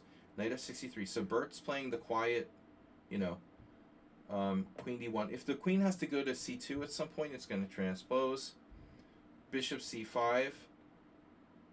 And Knight F3. And now castling kingside is lame.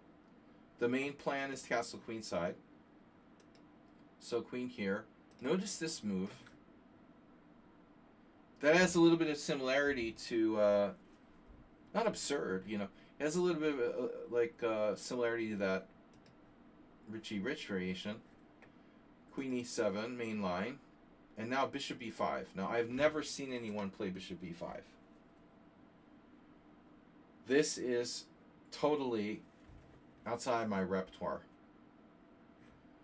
Bert decided to play Bishop B5. It's a bit of a strange move. I mean, what's the point? You know, you go Bishop B5. Are you going to trade your light square bishop off for a knight? Or just going to lose a tempo, or what? So white's supposed to play Bishop E2. This is just the beginning of the theory. Portish, Velimirovich, you know, the main line is something like castles, castles, and then G5. And then I don't know. I think I looked at A3, G4, and Knight H4.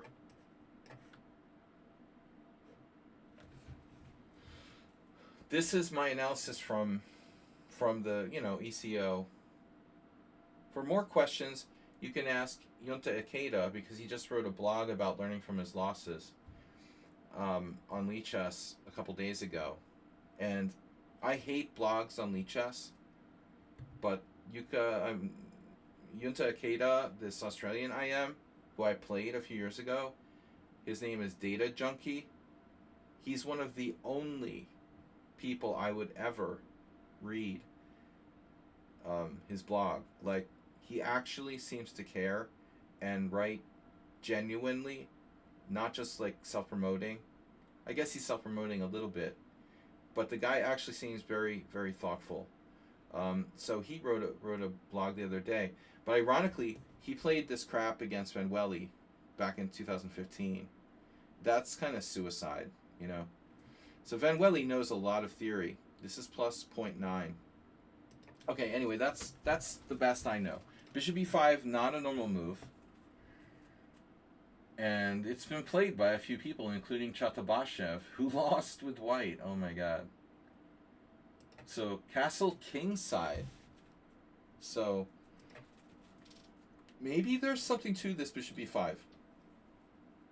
Is it Is it something specific about trying to prevent black from castling queenside? Why would Eric Schiller castle kingside? The plan is to castle queenside. I was just wondering, is there something with like knight a4? I mean, what the heck, you know? Queen e2. So I have no idea, man. I don't know why Move 11 sent in this game anyway. I don't know where this came from. But castle. And the game didn't make the database. Rook fd8. Generally speaking, black castles queenside. So even here, because of the misplaced bishop on b5, black has compensation. And docks. So docks again. He was doxed. Bishop g4. So basically this is turning into what looks like a good semi-Tarash. And I think the queen on e2 is suspect. Bishop takes, b takes, b3. Alright. And now knight d7. Threatening the very subtle knight e5. So maybe Bert needs to consider some dramatic move here to get out of this pin. I mean, how are we getting out of the pin? Like queen c4? I think it's time to consider the possibility of queen c4 very seriously. No? Bishop takes f3, pawn takes, knight e5. Maybe queen e4. Is this okay for white? No, white's lost already. So we're stuck in that place, man, where we can't get out of the pin. This is very strange the way white played this game. He's going to have to play g4. Yeah, he played like a noob. He played cluelessly. The player who should have been a superior player. And now the unbelievable knight b1. Because we have all the time in the world here. Bishop e5 is coming. This is a beautiful move. You know? See, Bert didn't expect that. Bert underestimated his opponent, who's lower rated, maybe doesn't have the best reputation. And I can tell you at this time, I mean, 1997, yeah, I mean, he outrated Schiller by like 200 points. And you're expecting the routine move. And that's nothing, you know? It's nothing. And this is a beautiful move. So now white has a real problem because bishop takes, knight takes, you know, and you get rook takes d2'd. This is going to smack him here. So g4, desperation. Bishop g6. What about taking now? I would be trading everything now. Knight e5, knight e5, bishop e5, and you've got bishop d3. So there's a problem here with this coming in here. In between moves, a la bishop d3. Another issue. Hey, guess what? White doesn't have a late square bishop, guys. He played bishop e5 and traded it on c6. So knight c3, h5. Wow. Why not, right? Black's down a pawn. Structurally, he's worse. He goes for this. h5. Fine. Rook d1. Take. And now bishop c7. Acerbate, eat your heart out. The great Eric Schiller in the house. He's going to be playing, well, maybe knight e5 is coming after all. Two bishops. These bishops are looking good. Bert or Ernie. Knight f6, knight d4, and the game's becoming a bit of a slog now. Not caviar. White's threatening knight takes c6, rook e8.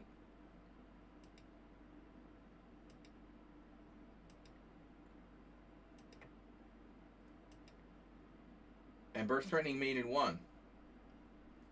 Nice. Knight h7, knight f5. And interesting, black is losing the initiative here.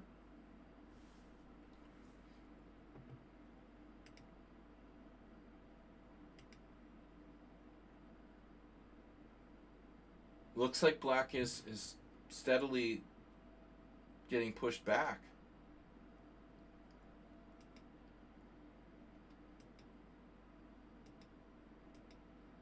So at this point, it looks like black has lost pretty much all of his compensation. He's just down a pawn.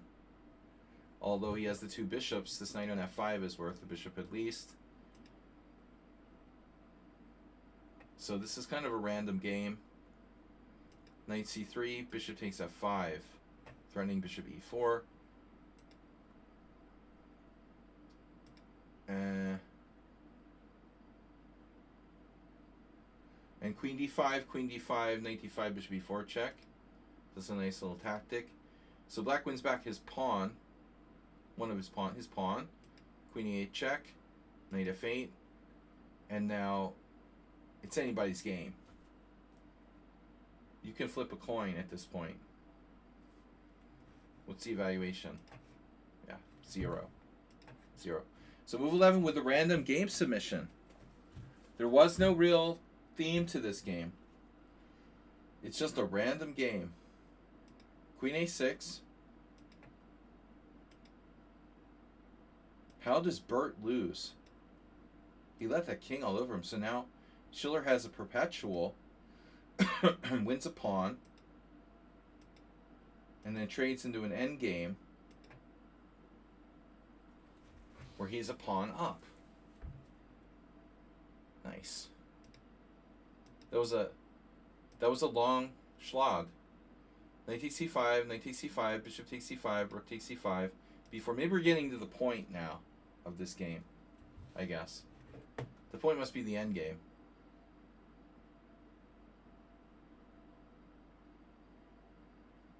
Schiller makes a funny move, g5.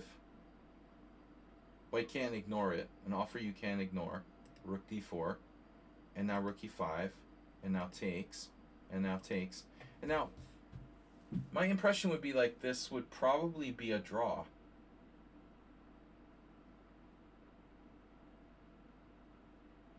But I'm not 100% certain. A pawn doesn't really increase our winning chances tremendously. But the engine seems to think it's a win. Okay, this rook is really badly placed still too.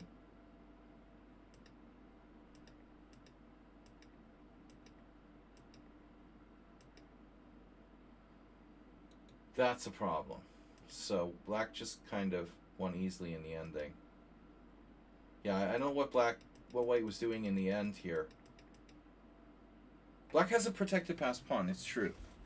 After rook takes a5. But I think right out the get-go, you know, this plan was a bad idea. Maybe it's just winning. I guess it's just winning. This is an outside passed pawn. So good game by Eric Schiller. But objectively, it was a lot of mistakes. Okay, Mad NPC versus Nefyadov. Welcome, Nefyadov. Nefyadov with the game submission. Yeah, that's right. This is from what? A previous tournament?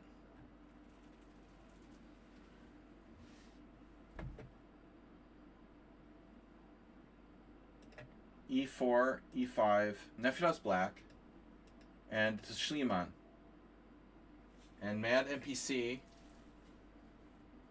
who is dangerous and underrated,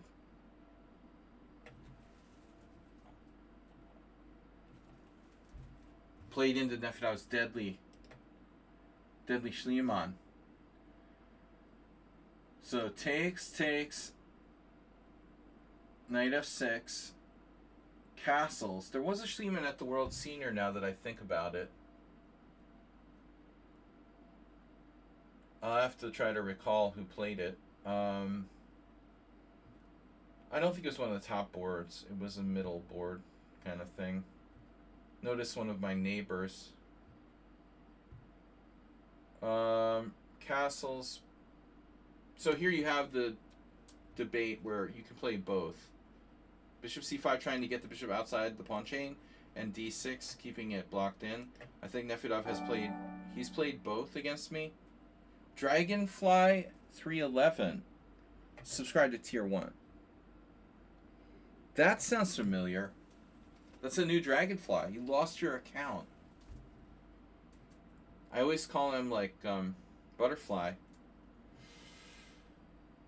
Dragonfly Hunter, you lost your Hunter account? You're no longer a hunter? You're just a fly.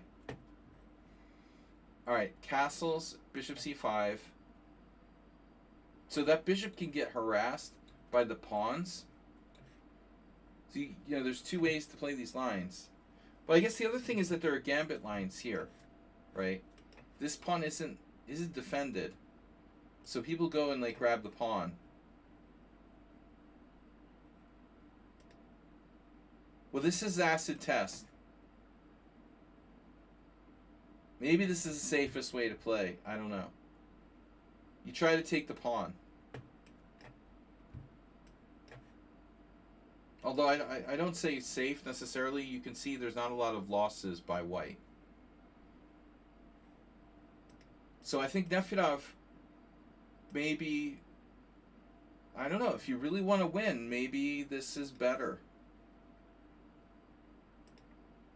Look at the statistics. Black has more wins with d6, slightly. But he also has more losses. So bishop c5, and now bishop c4. So you're out of book. Queen d3 is the main move, and I think that's what was played in my my World Senior neighbor game. It started from something like this. But I think queen d3 it's kind of a weird move. It defends the pawn on e4 in a kind of unusual way. There are various ideas, you know. Queen here, maybe even rook d1. Avoiding any future pin with bishop g4. So a lot of kind of sort of circumstantial reasons for playing queen d3. Wouldn't necessarily be the first move you think of. You don't want to play rook e1 when you weaken f2. Queen e2 is less active. That's a move too. It's like a more active queen e2. Bishop c4. Okay, so this is interesting. It almost feels like you're transposing to a bishop's opening, or it feels like you're like transposing to a four knights, or Joko, I mean, where black played f5 and then Joko. But actually you're black. I had a game like this the other day where I was black, and it went like that. I think I played knight c6. I literally had something like this, and my opponent just did like knight c3, and I took, and we got this. I played bishop c4.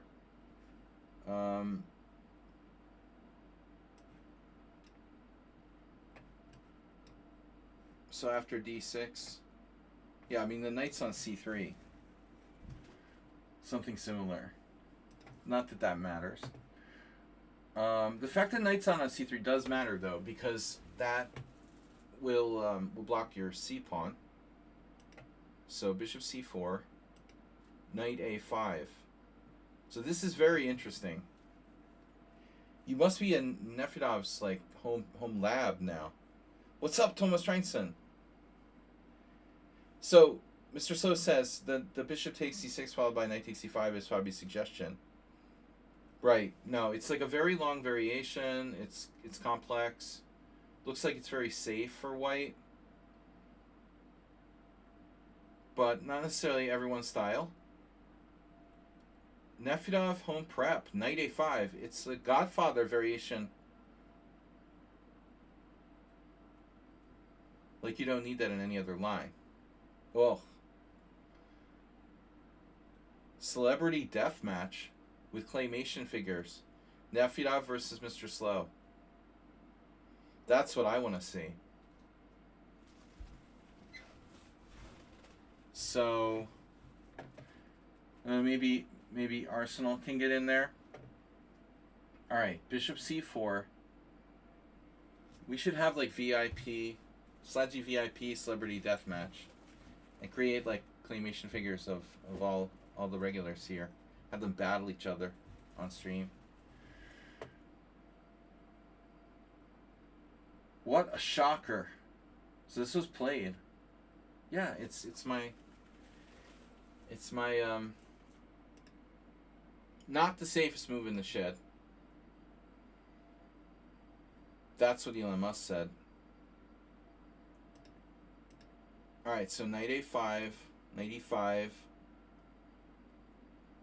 And now Nefedov with the novelty. Zeeble, who I don't know who they are, but they're rated 2455. And the white player I might even know. Played this. Master, how does that work? No way. Bishop f7 check, fine, but what about knight f7? Oh, this is crazy. That makes sense, right? And the knight is trapped in the corner. Corner. Get in the corner. Upon the World Cup event. So very cool. Siebel. No, Zelbel. Sorry. It's not Siebel, it's Zelbel. Weird name. Maybe something French. So d6. He played. White played bishop f7. King e7. Knight c4. Wow. Rook e8. Rook takes pawn, thank you very much.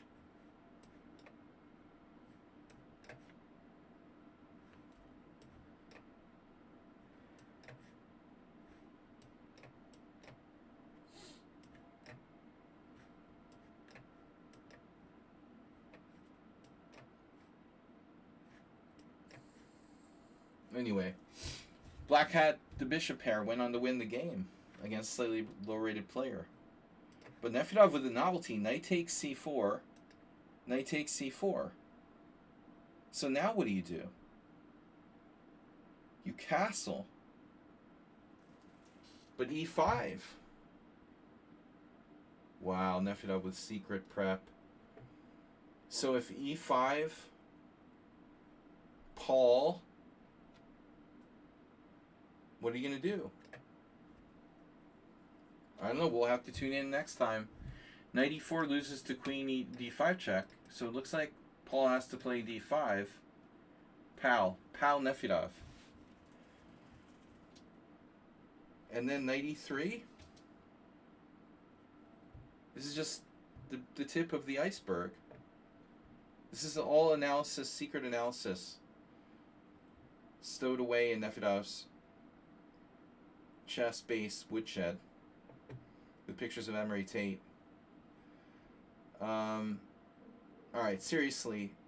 So white doesn't go for e5, maybe critical. He plays knight c3. Black plays d6. No more e5 for free. That's a very important moment.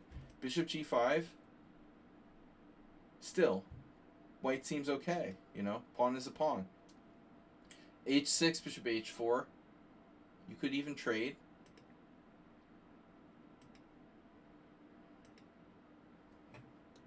Zelbel, two bishops. Zell's bells. I wonder if Zelbel like Ozzy Osbourne. Three bishops, even better. Oh no, it's Zelbel all over again. And now a very surprising move, f3. Because that looks kind of dangerous. Sorry, f3. But I have a question, right? Do we have d5? Do we have bishop c4? No. Shame bishop c4 is check.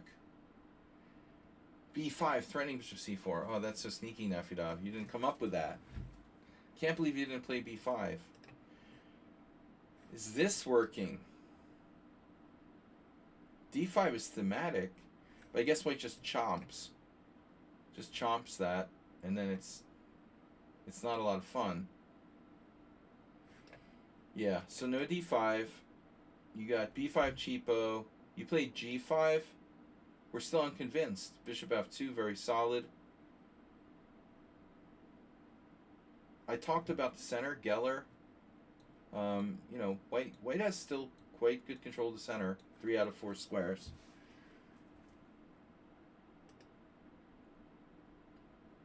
And then here. But, this looks good. Bishop f2, rook f2. I mean, you're just still down a pawn. Now, earlier white didn't play g3, and now he decides to play g3. That's the point. Because if Nefedov is going to play c6, he'll be threatening knight f4. Although knight f4 isn't necessarily devastating. White could allow knight f4. I have another suggestion for white here. Instead of playing g3, which is risky to some degree because it leaks on light squares, leaky white squares. With the white square bishop on the board, maybe we could just go here. Would this be a safer way to try to consolidate? Maybe. I think Nefedov is getting very close to humped, as someone on sound would say.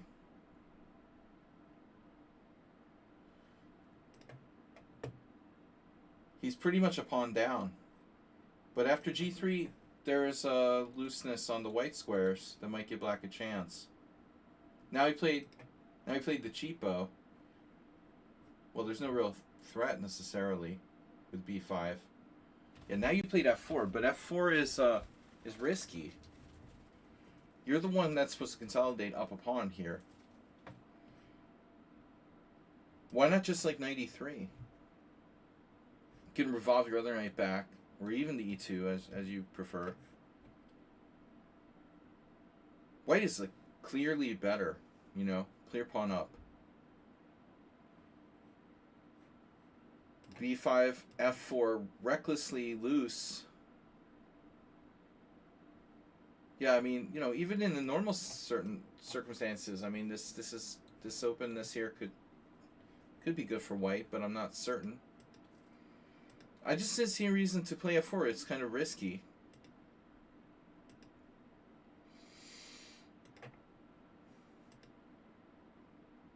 The problem is f4 falls now.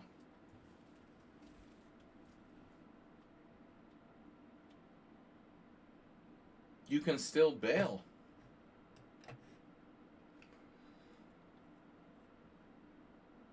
Nefedov's always lucky. Better to be lucky than good. After f5, it's anybody's game, I think. Now white's still better. White's still better. Here, now you have two problems. Your knight is loose and your f4 is falling.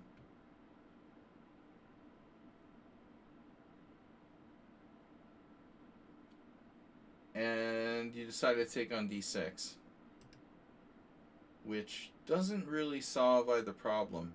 Well, I guess it does. It does solve that problem. So white resigned, but why?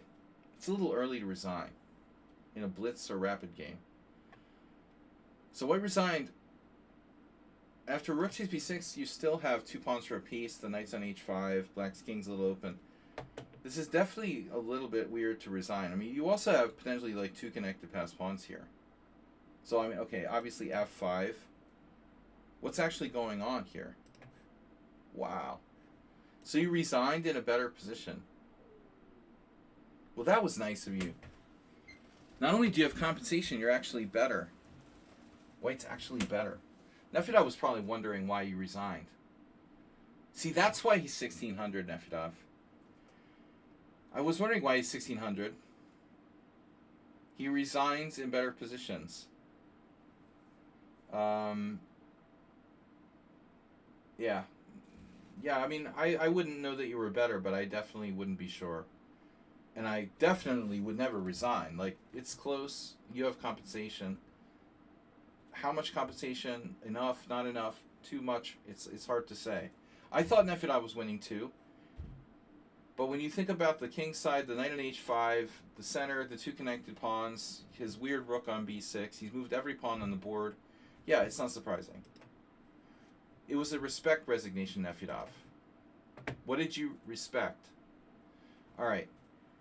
Little joke, playing on words. Garry Kasparov Karpov. Oof. So this is the resigner's submission. Okay, let's go through the opening quickly. This is oh God, this is my childhood. I was in Boston. I moved to Boston to go to Boston University.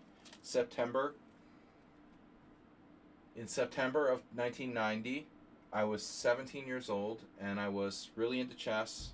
I was just a freshman in college, and this was happening. And my first month going to the Boylston Chess Club in Boston, they were getting the games, online, somehow transmitted. And we were watching the games at the chess club. That was pretty cool time. Actually, Dragonfly might have been there. I don't know. Dragonfly, were you hanging out when we were watching the 1990 World Championship match? I don't know if he's still here. He subscribed earlier. Dragonfly was also in Boston, I believe, at the same time. So let's go through the opening quickly. This is one of the crazy Zaitsevs. Oh, this is game 2.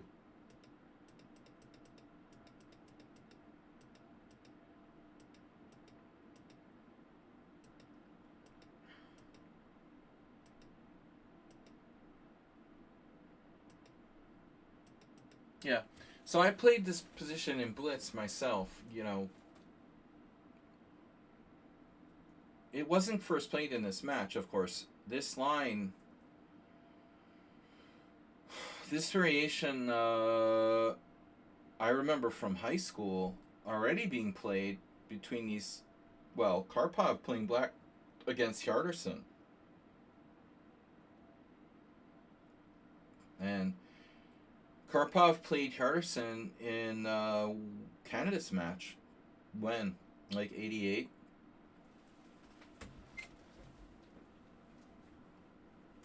So that's my first reference. I mean, I had the position in Blitz games with White against my best friend.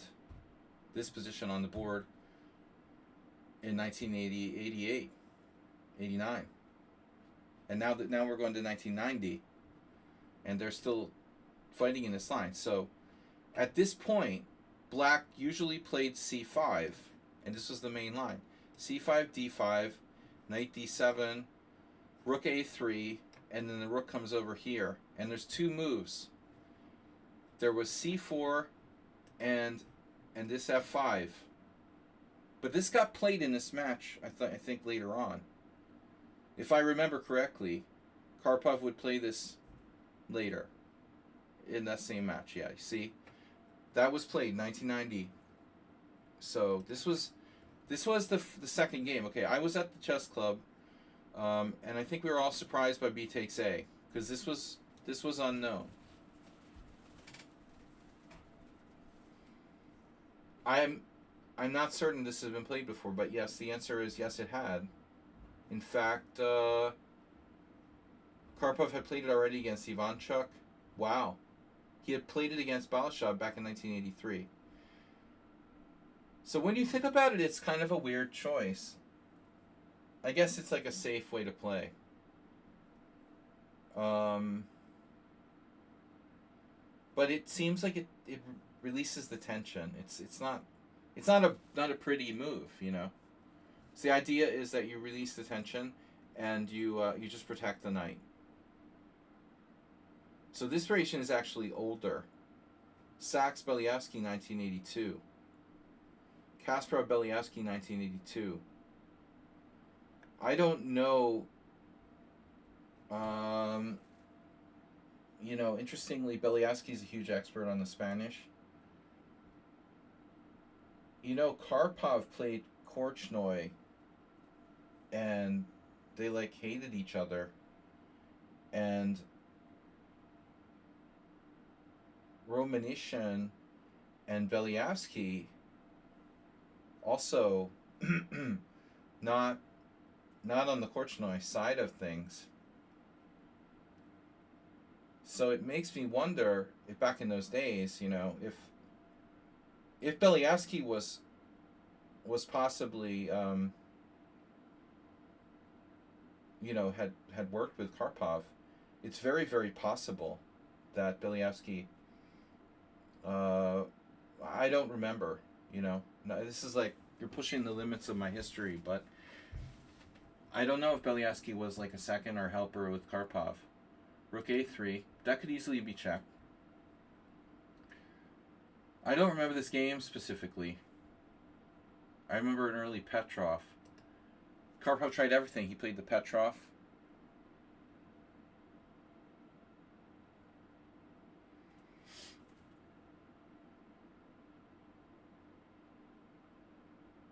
Yeah, how many brains? How many brains were dissolved in acid at the Turkish embassy?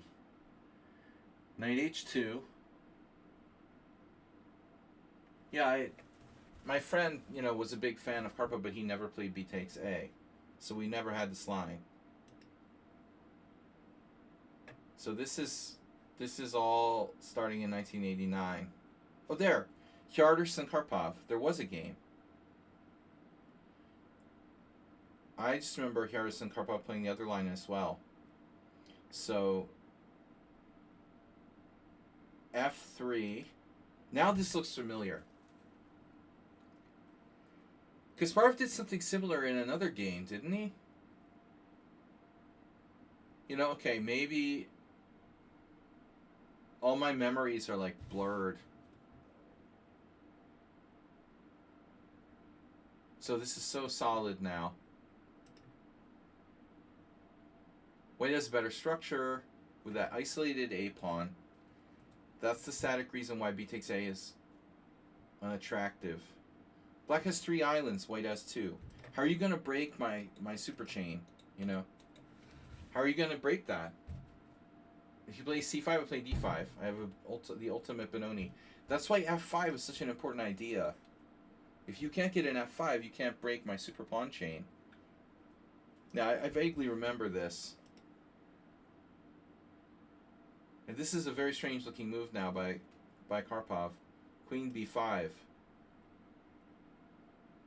You're kind of like, well, okay, yeah, that's awkward. We have to defend the a5 weakness. Rook c3. And now bishop c8. So this has not gone well. You know, it's... I love how Nigel Short's quote of pawn structure is overvalued in modern chess or something. Yeah, dude, that's why you got like slaughtered by Kasparov. Whatever you say. Pawn structure rules this position. That's the whole reason why white is better. Bishop e3, king h7, and now queen c1. What a beautiful idea. Pressuring here, backward pawn, keeping them tied down to h6. Yeah, look at Karpov's structure. If you did any better, you'd think like Karpov was white and Timon was black or something in the Pierts. This is what it looks like. Karpov not happy here for sure. Knight g4 and knight g8. Wow. And then bishop takes h6. I might have been there for this game. Check. He sacked a piece here. Knight takes d6. Here, knight takes. And so d4 goes. Here, king h1. Pawn up, better structure. Black's pieces have no coordination.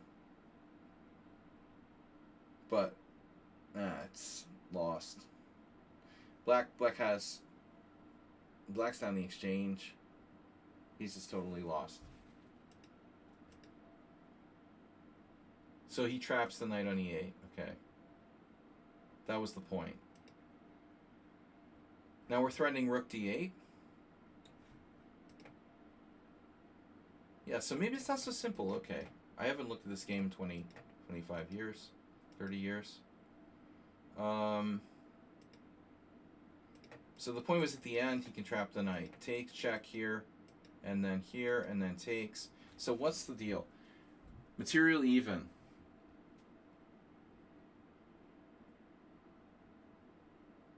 But the knights are very scattered. Knight on h6 is very bad. Better structure still for white. Better coordination. Look how this is coming to life here. Kasparov, this was a great match. Kasparov, they're both like at their peak, in my opinion. I mean, this was a very, very close match. And my favorite of their matches.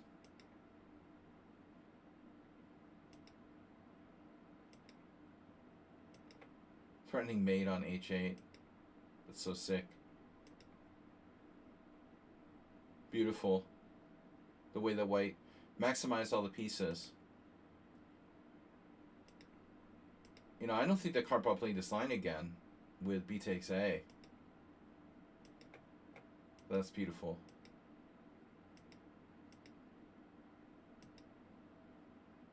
And yeah, I mean, normally I would think he would resign here. After queen g1, plays one more move, and then this. So it's triple attack. That's a beautiful game. I haven't seen this since it was played. And then, all right, our last game is a blitz game from Eton.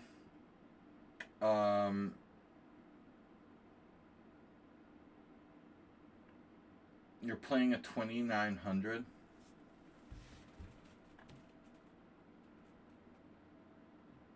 $2,900. Chess Sharks.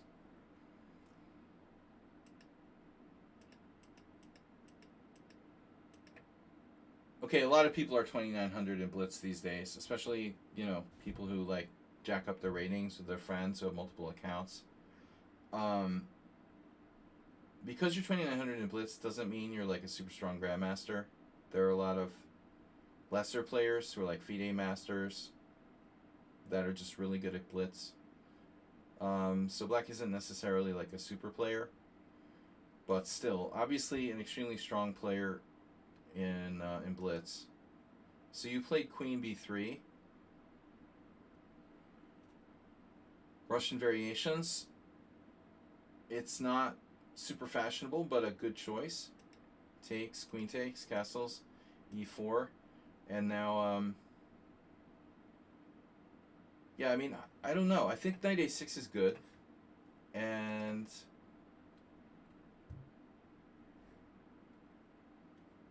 what else? I had a weird idea.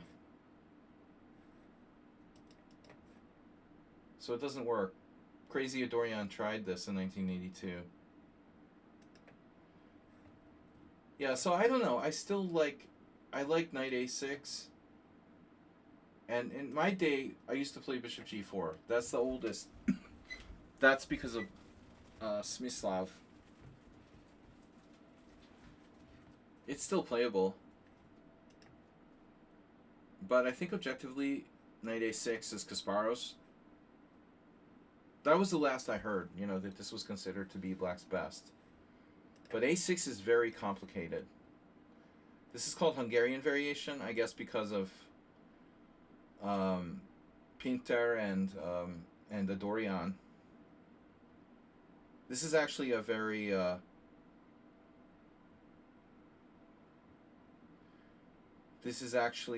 sharp line. Oftentimes, white plays e5 and some e6, and will break up the black king side. I don't know. You know, I haven't played the Grunfeld in years, and I don't play this line with white. But so this line I don't know too much about. Knight fd7. This is a much less common variation.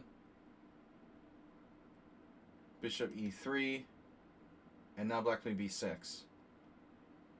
So obviously this is the normal continuation, normal idea. Black plays b6 instead.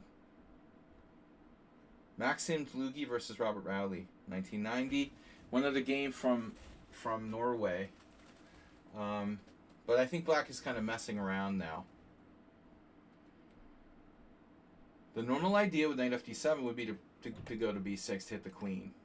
You know, he might have bishop a6, but I don't really like this. Weaknesses on the light squares, and I understand if he wants to play bishop b7, fine, but you know, objectively, I don't see like what knight fd7 has to do with fianchettoing his bishop. It's very strange. So looks like he should play knight b6. Now, this also might be a move. It is a move. But b6 is really weird. And so let's see what Oystein did. He played queen d5, provoking c6, and then went back to b3. White has to be better here. And Dlugi played just queen b3 directly. And Rowley, who is an FM, was able to draw. I beat him in a Grunfeld a few years later. Really nice game by me. One of my best games. But that's a very strange setup for black. Surprising he could hold against Dlugi. So anyway, b6 is weird. You played like Maxim. But Oystein's move makes sense. And now c5. So Rowley simply playing. So does this drop a piece? How does this not drop a piece?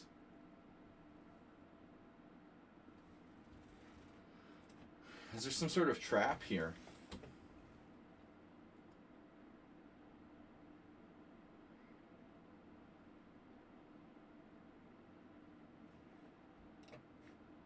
There seems to be some sort of trap.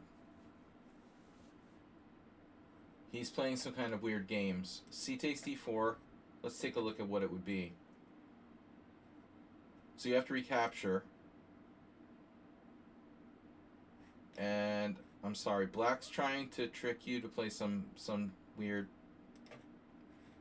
into playing some weird position after c5. Queen d5. cd4. This is a bluff. Knight c5, queen takes a8, bishop e7, queen a7, bishop takes d4, rook d1, knight c6, almost trapping your queen, but not quite after queen a3. So objectively, white is winning. You know, so he's bluffing you with a line he knows doesn't work. I know other people who do stuff like that, but this is a pretty bad example. So rook d1, bishop a6, takes, castles. Yeah, so maybe, you know, here you shouldn't castle.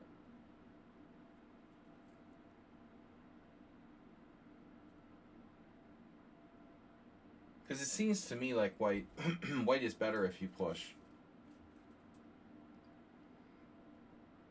Now, anything can happen. Black is a strong player. But I would think you should very seriously consider playing d5. Because honestly, you have a space advantage. I'm not sure f5 is so realistic. His knight is misplaced on a6, and you have to be better. But when you castle, you give him the chance to trade pawns. And now, I think your advantage is questionable. What's your advantage? You don't have as much space. He's going to be able to get his knight in the game. It looks like it's okay. So I think d5 is the way to go. But after this, you're still fine.